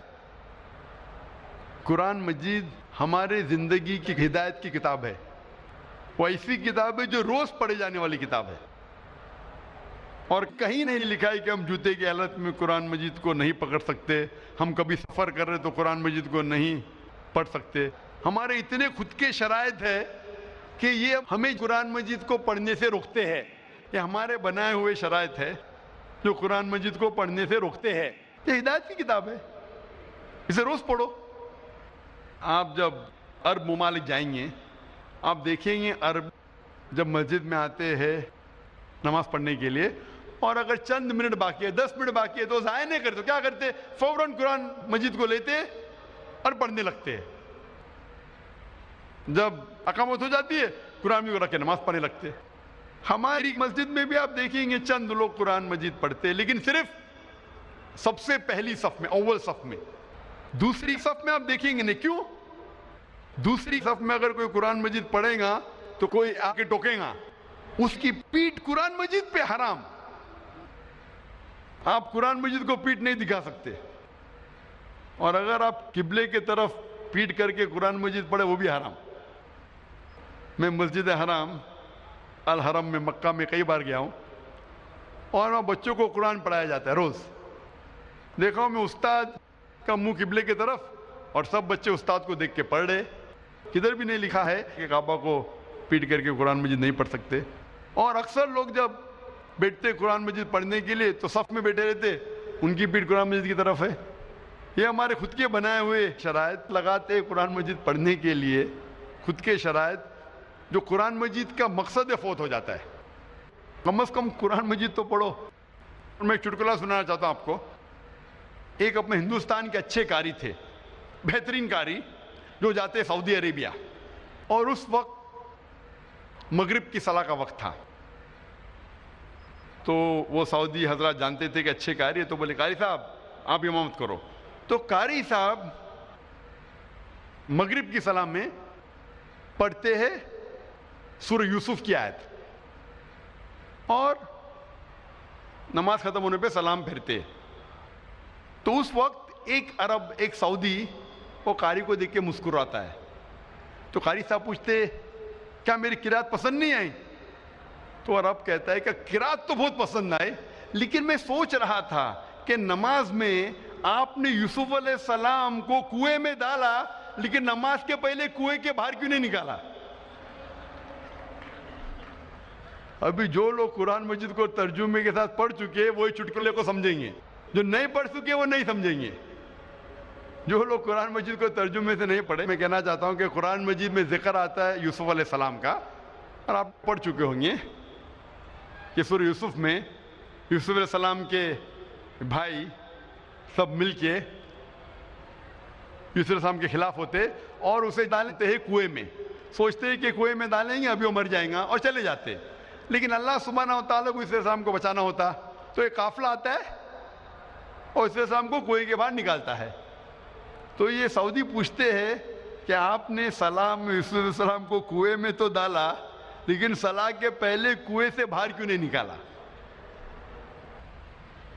اللہ سبحانہ و تعالیٰ فرماتے ہیں سورہ محمد میں, سورہ نمبر 47 آیت نمبر 24 میں, کہ آپ قرآن کو سمجھنے کی کوشش نہیں کرتے یا آپ کے دل پہ تالے لگے ہیں.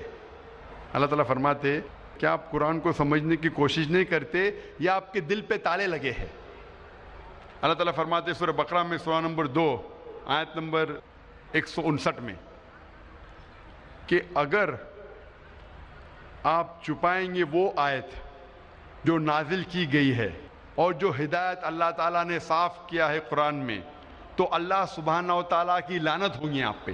یعنی آپ قرآن مجید کی آیتوں کو مت چھپاؤ, جو اللہ نے ہدایت دی اسے مت چھپاؤ, نہیں تو اللہ تعالیٰ آپ پہ لعنت برسائیں گے.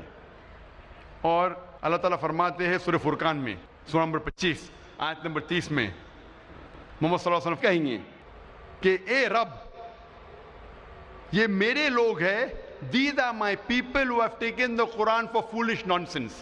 یہ میرے لوگ ہیں جو قرآن کو نہ سمجھ سکے. میں قرآن کو foolish nonsense جیسا لیا. قرآن کو پڑھنے کے 2 طریقے ہوتے ہیں. ایک ہے تذکر قرآن، ایک ہوتا ہے تدبر قرآن۔ تذکر قرآن یعنی قرآن کو پڑھنا، عام طور پہ پڑھنا، اور جو ہم عربی میں بھی کر سکتے اور ترجمے کے ساتھ بھی کر سکتے۔ ایک ہوتا ہے تدبر قرآن، یعنی قرآن کے معنی پہ تدبر کرنا، to ponder over the meaning of the Quran. تذکر قرآن کرنا تو انسان کے لیے آسان ہے، تدبر قرآن کرنا بہت اہم ہے، جو عربی زبان سے اور بہتر کر سکتے، ترجمے کے ذریعے بھی کر سکتے، لیکن اتنے بہترین طریقے سے نہیں جیسے آپ عربی زبان سے کر سکتے، کیونکہ عربی زبان اتنی اونچی زبان ہے، اتنی اچھی زبان ہے، اگر آپ جانیں ترجمہ میں وہ لطف نہیں آئے گا۔ تو تدبر قرآن آپ بہتر کر سکتے عربی زبان جاننے کے بعد۔ اور اکثر آپ کتاب کوئی پڑھیں گے، ایک بار پڑھیں گے، دو بار پڑھیں گے، تیسری چوتھی بار میں آپ تھک جائیں گے، لیکن قرآن مجید اگر 1000 بار بھی پڑھیں گے، 1001 بار پڑھیں گے، پھر بھی آپ کو مزہ آئے گا، پھر بھی آپ لطف اٹھائیں گے، پھر بھی آپ ہدایت پائیں گے، کیونکہ ہر قرآن کی آیت کے الگ پہلو ہے۔ قرآن مجید ایک ہی آیت ایک عام انسان پہ بھی چھا جاتی ہے اور ایک عالم کو بھی۔ جتنی بار آپ قرآن مجید پڑھیں گے سمجھ کے، اتنی بار آپ کو اور مزہ آئے گا، آپ کو اور ہدایت ملیں گی، آپ کبھی بھی نہیں تھکیں گے۔ اسی لیے ہر مسلمان کے گھر میں قرآن مجید ہونا فرض ہے، نہ کہ صرف عربی زبان میں، لیکن اگر عربی زبان نہیں جانتے آپ سمجھنا، تو فرض ہے کہ آپ قرآن مجید کا ترجمہ اپنے گھر میں رکھیں، اس زبان میں جو زبان میں آپ کو مہارت ہے۔ اگر اردو میں مہارت ہے تو اردو میں رکھیے، ہندی میں مہارت ہے تو ہندی میں رکھیے، انگلش میں مہارت ہے تو انگلش میں رکھیے، گجراتی میں مہارت ہے تو گجراتی میں رکھیے، لیکن فرض ہے کہ آپ کے گھر میں قرآن مجید کا ترجمہ ہونا چاہیے اور اسے روز آپ کو پڑھنا چاہیے۔ سب سے بہترین تحفہ اگر آپ کسی کو دے سکے وہ ہے قرآن مجید ترجمے کے ساتھ، چاہے شادی کا موقع ہو، چاہے آپ کا دوست نیا گھر لیا ہے یا نئی آفس میں جا رہا ہے، سب سے بہترین تحفہ ہے قرآن مجید کا ترجمہ۔ غریب انسان بھی اسے پسند کرے گا اور امیر بھی اسے پسند کرے گا۔ اور سب سے بہترین تحفہ آپ اپنے بچوں کو دے سکتے ہیں وہ ہے قرآن مجید، اور یہ تحفہ اس کی زندگی کے آخری دن تک اسے ہدایت دیتا رہے گا۔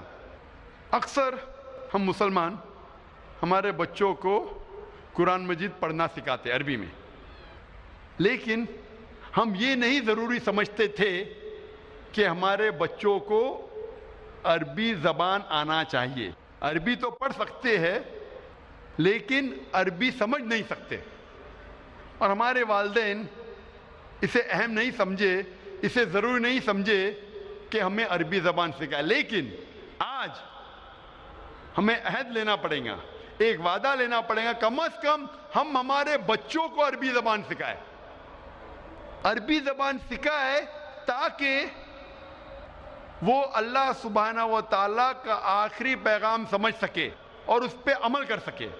اور یہ تحفہ آپ اپنے بچوں کو دیں گے عربی زبان سکھانے کا اور اس کے ساتھ قرآن مجید دینے کا، یہ سب سے بہترین تحفہ ہوگا۔ ہمارے والدین اسے اہم نہیں سمجھے تھے، اسے ضروری نہیں سمجھے تھے، لیکن آج ہمیں وعدہ لینا ہوگا کہ کم از کم ہم ہمارے بچوں کو عربی زبان سکھائے۔ میں جانتا ہوں کہ میں چھوٹا سا دائی ہوں، میں عربی زبان نہیں جانتا ہوں، تھوڑی بولی شوئی شوئی ادھر ادھر۔ میں جانتا ہوں کہ عربی زبان جاننا کتنا اہم ہے، اسی لیے میں نے میرے تینوں بچوں کو عربی زبان سکھائی، 3 سال کی عمر سے سکھائی۔ میری بیٹی 13 سال وہ بھی عربی زبان جانتی ہے، میری بیٹی جو 15 سال وہ بھی جانتی ہے، اور میرا بیٹا جو 17 سال کا وہ بھی جانتا ہے، عربی زبان جانتا ہے، اور تینوں حفاظ ہیں ماشاءاللہ۔ اکثر ہمارے مدرسے میں حافظ بناتے ہیں، حفظ کرتے ہیں قرآن، لیکن قرآن سمجھ نہیں سکتے۔ حفظ کرنا اچھی بات ہے الحمدللہ، میں یہ نہیں کہتا ہوں غلط بات ہے، بہت اچھی بات ہے، انشاءاللہ آپ کو ثواب ملے گا، لیکن اگر حفظ کے ساتھ انہیں عربی زبان سکھائے تو سونے پہ سہاگا۔ انشاءاللہ امید ہے کہ ہماری دوسری نسل جو قرآن کو حفظ کریں گی، جو عربی زبان جانیں گی اور قرآن پہ عمل کریں گی، ہم سے کئی گنا اچھی ہوں گی۔ اسی لیے اسی اسکول ہم نے قائم کی بمبئی میں، تاکہ ہمارے اسکول سے جو طلباء فارغ ہوں گے، ذاکر نائک معیار تو ہے ہی نہیں، لوگ کہتے ہیں ذاکر نائک بننے کا۔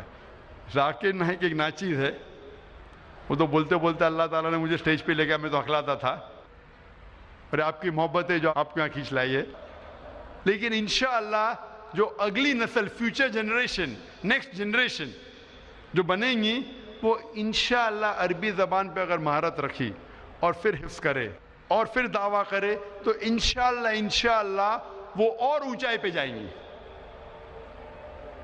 آپ اپنے گھر میں ہر روز قرآن پڑھنا چاہیے، اور ساری فیملی ممبرز کے لوگ، سارے خاندان کے لوگ اکٹھا ہو کے پڑھ سکتے، چاہے اکیلے پڑھو اکٹھا پڑھو، لیکن ایک وقت طے کرو، ہو سکتا ہے فجر کے بعد، ہو سکتا ہے عشاء کے بعد، جو وقت میں آپ کو زیادہ فرصت ہے، ہر روز آپ قرآن پڑھو ترجمے کے ساتھ۔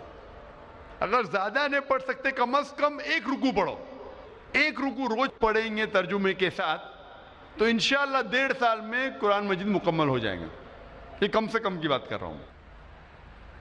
آپ اپنے ادارے میں، آپ جو تجارت کرتے ہیں، آپ کے جتنے ملازم ہیں، ان کے اوپر فرض کر دو قرآن مجید پڑھنے کے لیے۔ ہمارے اسلامک ریسرچ فاؤنڈیشن میں ممبئی میں، وہاں تقریباً ماشاءاللہ 400 سے زیادہ ملازم ہیں۔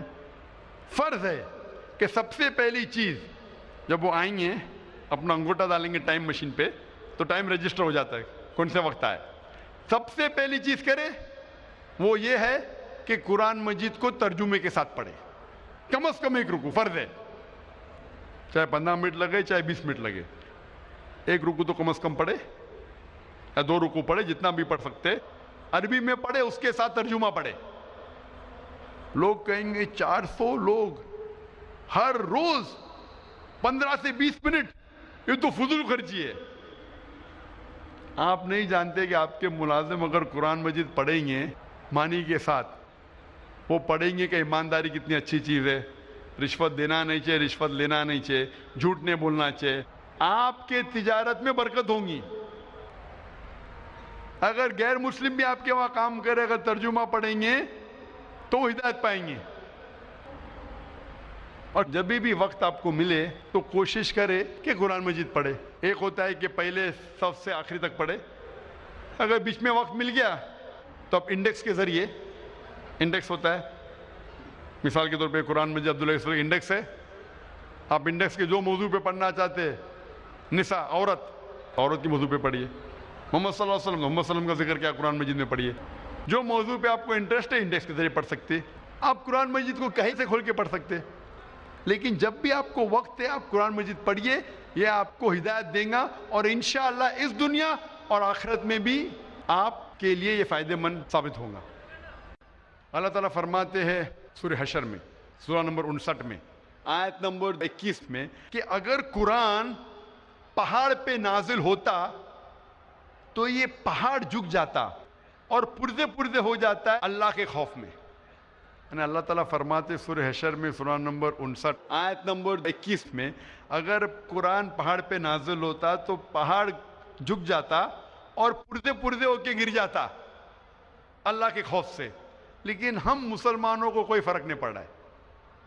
پہاڑ نشانی ہے طاقت کی، ہم مسلمانوں کے اوپر اگر قرآن نازل ہوا، سارے انسانوں پہ، ہم مسلمان اگر پڑھے اور اس سے ہدایت پائے تو انشاءاللہ یہ ہمیں فائدہ مند ثابت ہوگا اس دنیا میں اور آخرت میں بھی۔ اور آج ہم دیکھتے ہیں دنیا بھر میں کہ مسلمان ہمیشہ نیچے دیکھے جاتے۔ ایک وقت تھا جو مسلمان عروج پہ تھے، آج ہم عروج پہ نہیں ہیں، آج ہم نیچے ہیں۔ کیوں؟ کیونکہ پہلے ہم مسلمان قرآن اور حدیث کے قریب تھے، اسی لیے ہم عروج پہ تھے۔ آج ہم مسلمان نیچے ہیں کیونکہ ہم قرآن مجید سے دور ہوتے جا رہے ہیں۔ انشاءاللہ اگر پھر سے ہم قرآن مجید کے قریب آئیں گے تو انشاءاللہ ہم پھر سے عروج پہ پہنچ جائیں گے۔ میں میری تقریر کو ختم کرنا چاہتا ہوں اس حدیث سے جو حضرت عثمان رضی اللہ عنہ نے بیان کی تھی، جو صحیح بخاری میں ہے، جلد نمبر 6 حدیث نمبر 5027 میں حضرت عثمان رضی اللہ عنہ فرماتے کہ محمد صلی اللہ علیہ وسلم نے فرمایا خیرکم من تعلم القرآن وعلمہ، کہ سب سے بہترین وہ ہے جو قرآن سمجھ کے پڑھتا ہے اور اس کا علم دوسروں تک پہنچاتا ہے۔ وآخر دعوانا الحمدللہ رب العالمین۔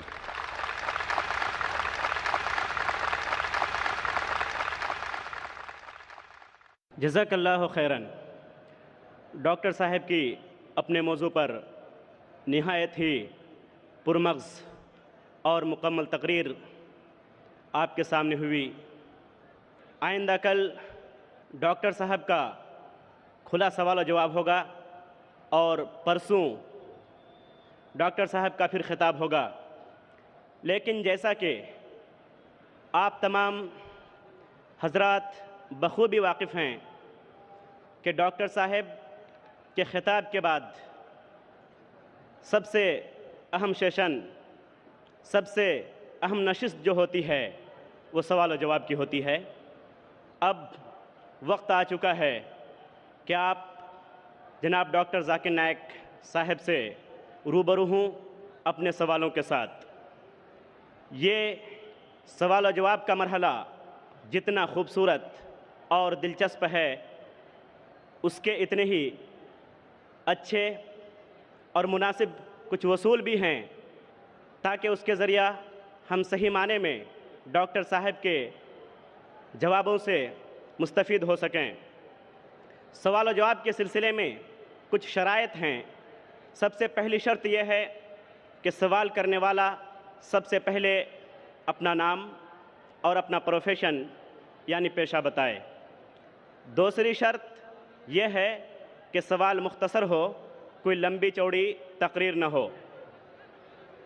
تیسری شرط یہ ہے کہ سوال فقہی اور اختلافی مسائل سے متعلق نہ ہو۔ چوتھی شرط یہ ہے کہ ایک وقت میں ایک ہی سوال ہو۔ دوبارہ اگر آپ کوئی اور سوال کرنا چاہتے ہیں تو آپ کو پھر سے لائن میں جانا پڑے گا اور نمبر آنے پر آپ کو سوال کرنے کا موقع ملے گا۔ پانچویں شرط یہ ہے کہ سوال کرنے میں غیر مسلم بھائی کو اور بہن کو ترجیح دی جائے گی۔ اگر کسی بھی لائن میں کسی بھی مائک پر کوئی غیر مسلم بھائی یا بہن موجود نہ ہو تو پھر مسلمان بھائی یا بہن کو سوال کرنے کی اجازت ہوگی۔ سوال کرتے وقت غیر مسلم بھائی اور بہن کو مکمل اجازت ہوگی کہ اسلام کے متعلق کوئی بھی سوال کریں وہ کر سکتے ہیں، جبکہ مسلم بھائی اور بہن کے لیے یہ شرط ہے کہ وہ صرف موضوع سے متعلق سوال کریں۔ واضح رہے کہ آج کا موضوع ہے کیا قرآن کریم کو سمجھ کر پڑھنا ضروری ہے۔ سب سے آخری شرط یہ ہے کہ اگر کوئی سوال نامناسب ہو تو مجھے اس بات کی مکمل اجازت ہوگی کہ اس سوال کو میں رد کر سکوں۔ اب ہم لوگ مکمل ڈسپلن کے ساتھ اس کارروائی کو آگے بڑھائیں۔ اس کے لیے ہمارے پاس 5 مائک ہیں، 3 مائک ہیں مردوں کے لیے اور 2 مائک ہیں لیڈیز یعنی خواتین کے لیے۔ میں درخواست کرتا ہوں میرے غیر مسلمان بھائیوں اور بہنوں سے، کیا یہ سنہرا موقع ہے؟ آپ اسلام کے متعلق کوئی بھی سوال پوچھ سکتے ہیں۔ آپ چاہے تو میرے لیکچر پہ تنقید کر سکتے ہیں، مجھے کوئی اعتراض نہیں۔ آپ کو اگر قرآن مجید میں کوئی غلطی لگتی ہے تو قرآن مجید کے بارے میں سوال پوچھ سکتے۔ آپ کو لگتا ہے اسلام کی کوئی تعلیم ہے جو آپ کو لگتا ہے کہ صحیح نہیں ہے، آپ کا یہ موقع ہے، آپ اسلام کے بارے میں کوئی بھی سوال پوچھ سکتے، عیسائیت کے بارے میں، ہندوازم کے بارے میں، یہودیت کے بارے میں۔ میں طالب علم ہوں اسلام اور دیگر مذاہب کا، میں اسٹوڈنٹ ہوں اسلام اور کمپیریٹیو ریلیجن کا۔ یہ آپ کا سنہرا موقع ہے۔ عام طور پہ مذہبی تقریر کے بعد سوال جواب کا کھلا سیشن نہیں ہوتا۔ یہ موقع ہے کہ میں غیر مسلمان بھائیوں اور بہنوں سے درخواست کرتا ہوں کہ آپ کوئی بھی سوال کر سکتے ہیں، ٹاپک کے اندر ٹاپک کے باہر بھی مجھے کوئی اعتراض نہیں. آپ چاہے تو قرآن مجید کو اٹیک کر سکتے, اسلام کو اٹیک کر سکتے, میں نوجوان ہوں لیکن میں لے سکتا ہوں. آپ کوئی بھی سوال کر سکتے, یہ آپ کا موقع ہے. آپ کو ایسے موقع بار بار نہیں آئیں گے. میری درخواست ہے, مجھے آرگنائزرز نے کہا کہ الحمدللہ کئی گئے مسلمان اس فنکشن میں آنے والے. آپ بنا جھجک کوئی بھی سوال پوچھ سکتے, چاہے تنقیدی بھی ہو تو بھی چلیں گا, مجھے کوئی اعتراض نہیں. آپ کوئی بھی سوال پوچھ سکتے. میں غیر مسلمان بھائیوں اور بہنوں سے درخواست کرتا ہوں کہ آپ مائک کی طرف آئیے اور آپ کوئی بھی سوال پوچھ سکتے. سب سے پہلے ہم چلتے ہیں مائک نمبر 1 پر. وہاں اگر کوئی غیر مسلم بھائی ہے اور ان کے ذہن میں کوئی سوال ہے تو وہ سوال کر سکتے ہیں مائک نمبر 1 سے. آداب. آداب. السلام علیکم. وعلیکم السلام. میرا نام وجے کمار بوترا, میں کشن گنج کا نواسی ہوں اینڈ یہاں پر ایک میری ریزن کی انڈسٹری ہے. By profession I am an entrepreneur. ماشاء اللہ. ایسا ہے, آپ کے وشے میں نے آپ کی تقریریں کافی ٹی وی پر بھی دیکھی ہے, پیس ٹی وی پر کلکتے میں, اور ہم نے ایسا پایا کہ آپ اسلام کے علاوہ ہندو شاستروں میں بھی آپ کی بہت بڑی آستھا اور بہت بڑی روچی رکھتے ہیں.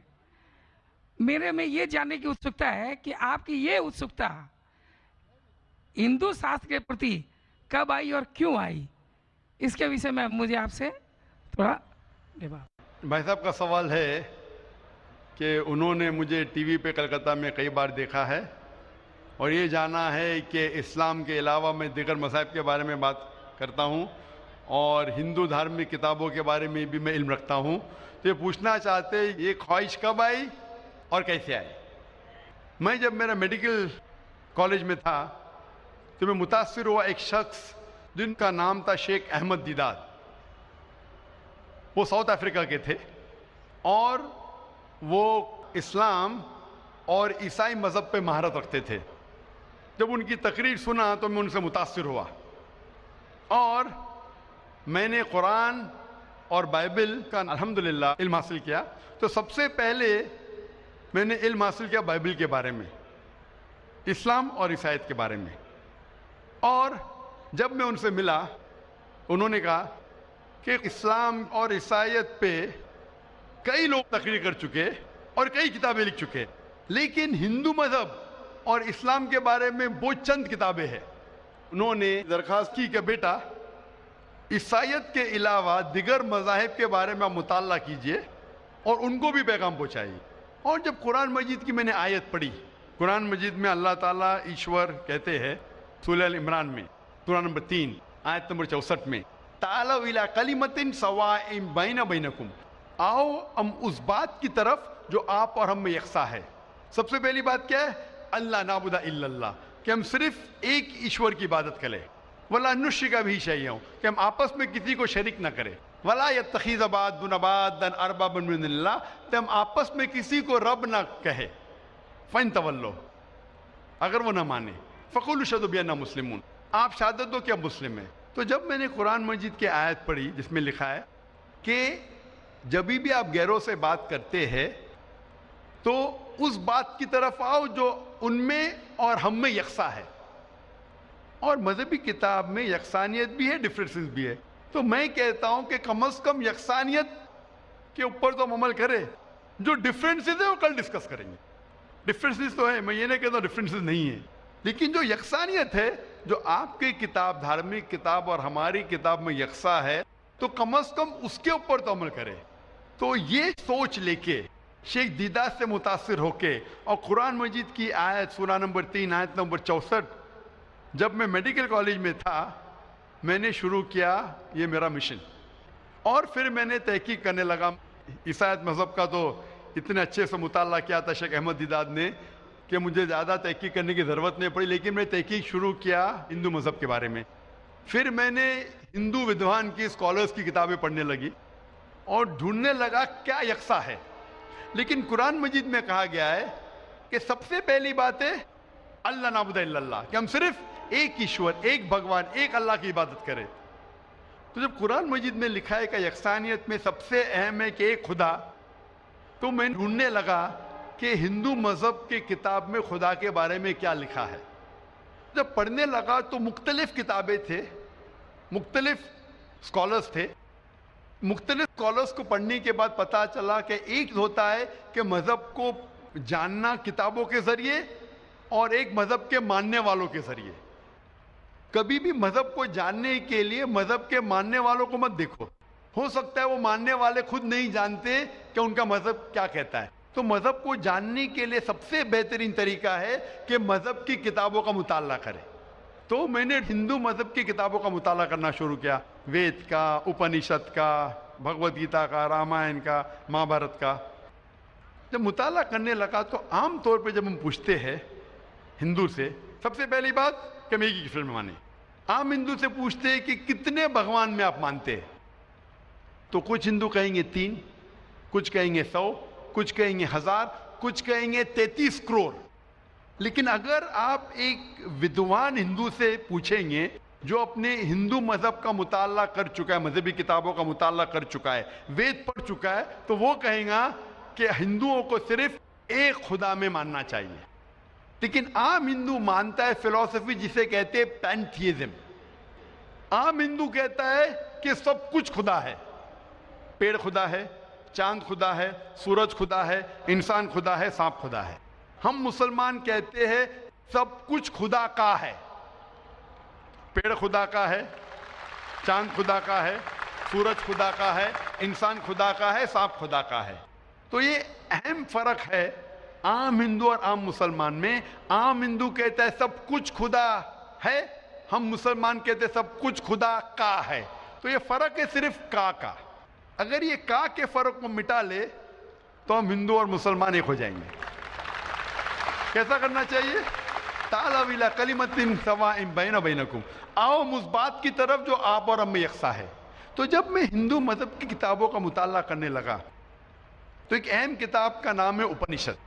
اپنشد میں لکھا ہے, Chandogya Upanishad, chapter number 6, section number 2, shloka number 1 میں ایکم ایودتیم, خدا ایک ہے دوسرا نہیں ہے. جب ہم پڑھیں گے سویتا سوتر اپنشد چیپٹر نمبر 6 شلوکا نمبر 9 میں, ناچس سے کسج جنیتا نہ چدیپا, یہ سنسکرت کوٹیشن ہے جس کے معنی ہے اس خدا, اس ایشور کا کوئی رب نہیں, اس ایشور کے کوئی والدین نہیں, اس کے اوپر کوئی نہیں ہے, اس کی والدہ نہیں, اس کے والد نہیں ہے. لکھا ہے سویتا سوتر اپنشد میں چیپٹر نمبر 4 شلوکا نمبر 19 میں, نہ تस्य پرتیما استی, اس ایشور کی کوئی پرتیما نہیں. پرتیما سنسکرت میں ہوتا ہے عکس, photograph, painting, picture, idol, statue, sculpture. ناتست پرتیما استی, اس ایشور کی کوئی پرتیما نہیں, کوئی عکس نہیں, کوئی پکچر نہیں, کوئی فوٹوگراف نہیں, کوئی پینٹنگ نہیں, کوئی آئیڈل نہیں, کوئی اسکلپچر نہیں, کوئی اسٹیچو نہیں. اور یہ آپ آگے پڑھیں گے, یہ وہی چیز لکھا ہوا ہے یجوروید میں. وید ہندو مذہب کی سب سے اونچی کتاب ہے. یجوروید میں لکھا ہے چیپٹر نمبر 32 شلوکا نمبر 3 میں, نہ تस्य پرتیما استی, اس ایشور کی کوئی پرتیما نہیں, کوئی عکس نہیں, کوئی فوٹوگراف نہیں, کوئی پینٹنگ نہیں, کوئی پکچر نہیں, کوئی اسٹیچو نہیں, کوئی آئیڈل نہیں, کوئی اسکلپچر نہیں. تو جب ہم ہندو مذہب کی کتابوں کا مطالعہ کرتے پتا چلتا ہے ہندو مذہبی کتاب میں بھی لکھا ہے خدا ایک ہے, اس خدا کا کوئی عکس نہیں. اور برہم سوتر جو ہندوازم کا ہے وہ ایکم براہم دیوتیا ناستے, نینا ناستے کنچن, بھگوان ایک ہی ہے دوسرا نہیں ہے, نہیں ہے, نہیں ہے, ذرا بھی نہیں ہے. There is only one God, not a second one, not at all, not at all, not in the least bit. تو اس ذریعے سے میرا مطالعہ شروع ہوا.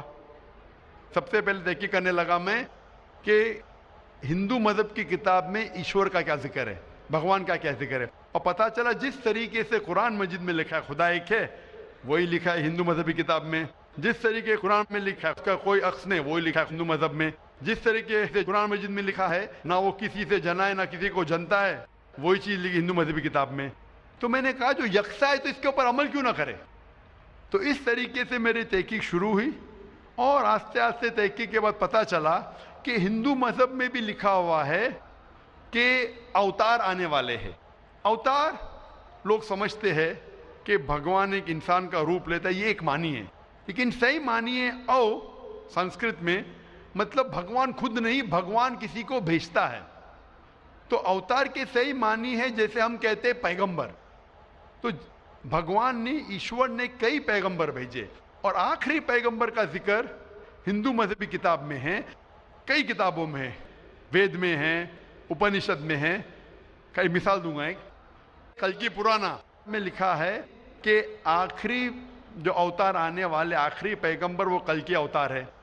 उनके वालिद का नाम है विष्णु यास। विष्णु मतलब खुदा, यास मतलब नौकर, खुदा का नौकर। अरबी में करेंगे तो हो जाता है अब्दुल्ला, जो नाम था मोहम्मद सल्लल्लाहु अलैहि वसल्लम के वालिद का। उसके वालिदा का नाम है सुमति, मतलब शांति, अमन। अरबी में हो जाता है आमिना, जो मोहम्मद सल्लल्लाहु अलैहि वसल्लम के वालिदा का नाम था। इसमें लिखा है कि इन्हें वही आएंगी एक केव में, एक गारे में, जो मोहम्मद सल्लल्लाहु अलैहि वसल्लम गारे हिरा में आई थी। उन्हें वही आएंगी रात के वक्त। वो बाद में जाएंगे नॉर्थवर्ड और फिर वापस आएंगे। मोहम्मद सल्लल्लाहु अलैहि वसल्लम ने हिजरत की थी, मदीना की तरफ वापस आए। उनके 4 करीब दोस्त होंगे, इसमें 4 खुलफा राशिदीन है। इस तरीके से डिटेल में लिखा गया है आखिरी पैगंबर, जो आखिरी अवतार जो आने वाले मोहम्मद सल्लल्लाहु अलैहि वसल्लम। तो मैं कहता हूं हिंदुओं से कि आप अपनी हिंदू किताब का मुताला कीजिए और हम हिंदू और मुसलमान एक हो जाएंगे। तो इस तरीके से मेरे तहकीक शुरू हुई और मैं दुनिया भर में कोशिश करता हूं अमन का पैगाम लोगों तक पहुंचाए। या भाई साहब, आपने जो उपनिषदों का वर्णन किया है उसके साथ में एक लाइन और जोड़ता हूँ, जहाँ पर यही लिखा हुआ है कि ईश्वर एक ही है। वो हमारी श्रीमद् भगवद गीता है, जिसे हम श्रीमद् भगवान की वाणी या ईश्वर की वाणी कहते हैं। उसके चैप्टर नंबर 18 श्लोक नंबर 66 में है, अनन्या सर्वधर्मान परित्यज्यम मामे कम शरणम प्रजा अहम त्वाम सर्व पापेभ्यो मोक्षयिष्यामि मा शुचा। उसमें भी एक ही ईश्वर की ओर इंगित किया गया। तो आप जो कह रहे हैं एकदम सही और एकदम यथार्थ है कि हमारे हिंदू में एक ही ईश्वर की है, बाकी रूप हमने अनेक मान लिया है।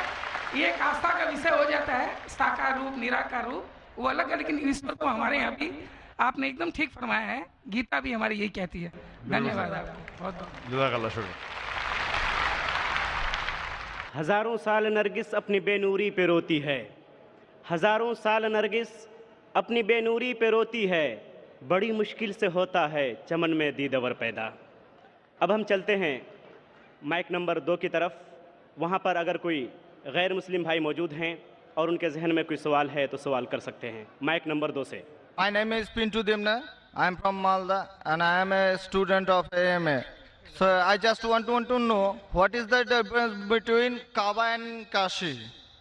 Will you explain me as your kind? भाई साहब ने सवाल किया है कि काबा और काशी में फ़र्क क्या है। काबा और काशी में फ़र्क क्या है। काबा कुरान मजीद में अल्लाह सुब्हानहू व तआला फरमाते सूरह अल इमरान में सूरह नंबर 3 कि काबा अल्लाह सुब्हानहू व तआला का सबसे पहला घर जिसे कहा गया बक्का। और अल्लाह ताला फरमाते सूरह बकरा में सूरह नंबर 2 आयत नंबर 144 में कि आप जिधर भी हो काबा की तरफ मुंह करो, मस्जिद हरम की तरफ मुंह करो और आप नमाज पढ़ो। तो काबा हमारे मुसलमान के लिए किबला है, एक दिशा है जिसकी तरफ हम देख के अल्लाह सुब्हानहू व तआला की इबादत करते हैं। और इसका जिक्र कुरान मजीद में है। काबा हमारे लिए किबला है। कोई भी मुसलमान काबा को नहीं पूछता है, लेकिन काबा किबला है, दिशा है। यकसानियत के लिए हम काबा की तरफ मुंह करके अल्लाह सुब्हानहू व तआला की इबादत करते हैं। काशी एक तीर्थ की जगह है जो हिंदू मजहब की किताब में है, लेकिन जब आप कुरान मजीद पढ़ेंगे या अल्लाह के रसूल की हदीस पढ़ेंगे, काशी का जिक्र किधर भी कुरान मजीद में नहीं है, ना ही कोई अल्लाह के रसूल की हदीस में है। लेकिन आप जब वेद पढ़ेंगे, वेद में काबा का जिक्र है। वेद में काबा का जिक्र है।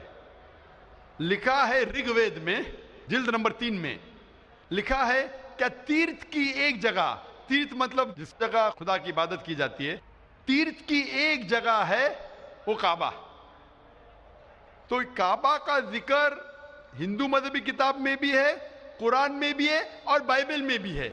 बाइबल में लिखा है बुक ऑफ साम्स में, chapter number 84 verse number 2 to 6 में लिखा है, blessed are those people who visit the valley of बक्का।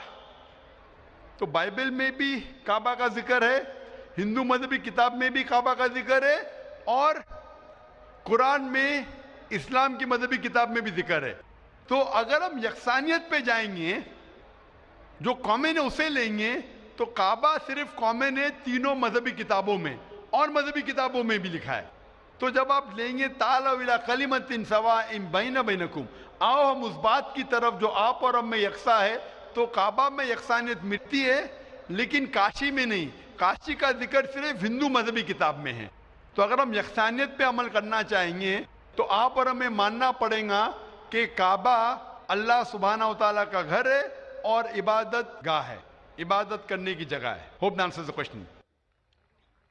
Thank you, sir. Mic number 5 पर अगर कोई गैर मुस्लिम खवातीन, गैर मुस्लिम बहन मौजूद हैं तो अपना सवाल कर सकती हैं। Can you explain vividly the points mentioned in the Bible to prove that Jesus, peace be upon him, was not crucified, especially referring to Jonah? Thank you. बहन का सवाल है कि आप साफ तौर से ये साबित कर सकते बाइबल के जरिए से कि ईसा अलैहिस्सलाम को सूली पे नहीं चढ़ाया गया था। आप बाइबल के जरिए, बाइबल के हवाले से ये साबित कर सकते हैं कि ईसा अलैहिस्सलाम को क्रूसिफाई नहीं किया गया था, सूली पे नहीं चढ़ाया गया था, खुसूसन जोना के जरिए। मैंने एक मुनाजरा किया था एक ईसाई पादरी के साथ, वॉज क्राइस्ट रियली क्रूसिफाइड? क्या ईसा अलैहिस्सलाम को हकीकत में सूली पे चढ़ाया गया था कि नहीं, कि वो सूली पे मरे थे क्या नहीं। और ये लफ्ज जो क्रूसीफाई है, क्रूसीफिक्शन, FIXION के बादी है कि इंसान को जब सूली पे चढ़ाया जाता है और इंसान मर जाता है, उसे कहते क्रूसीफिक्शन, CRUCIFIXION। एक दूसरा लफ्ज है, अगर इंसान को सूली पे चढ़ाया जाता है और वो नहीं मरता है, उसके लिए कोई लफ्ज नहीं है। सो एक लफ्ज जो हम कह सकते हैं क्रूसीफिक्शन, CRUCIFICTION, क्रूसीफिक्शन मीन्स ये कहानी है। तो बहन का सवाल है, क्या बाइबल के जरिए ये साबित कर सकते कि ईसा अलैहिस्सलाम को सूली पे चढ़ाया नहीं गया था और वो सूली पे नहीं मरे, खुसूसन यूनुस अलैहिस्सलाम के हवाले से? कई बाइबल में वर्सेस है जिससे ये साबित किया जा सकता है कि ईसा अलैहिस्सलाम को सूली पे नहीं चढ़ाया गया था। कुरान मजीद में अल्लाह ताला फरमाते हैं सूरह निसा में, सूरह नंबर 4 आयत नंबर 157 में, वो लोग कहते हैं कि हमने ईसा अलैहिस्सलाम को मारा, वमा कतलू वमा सलबुहु, ना ही उनने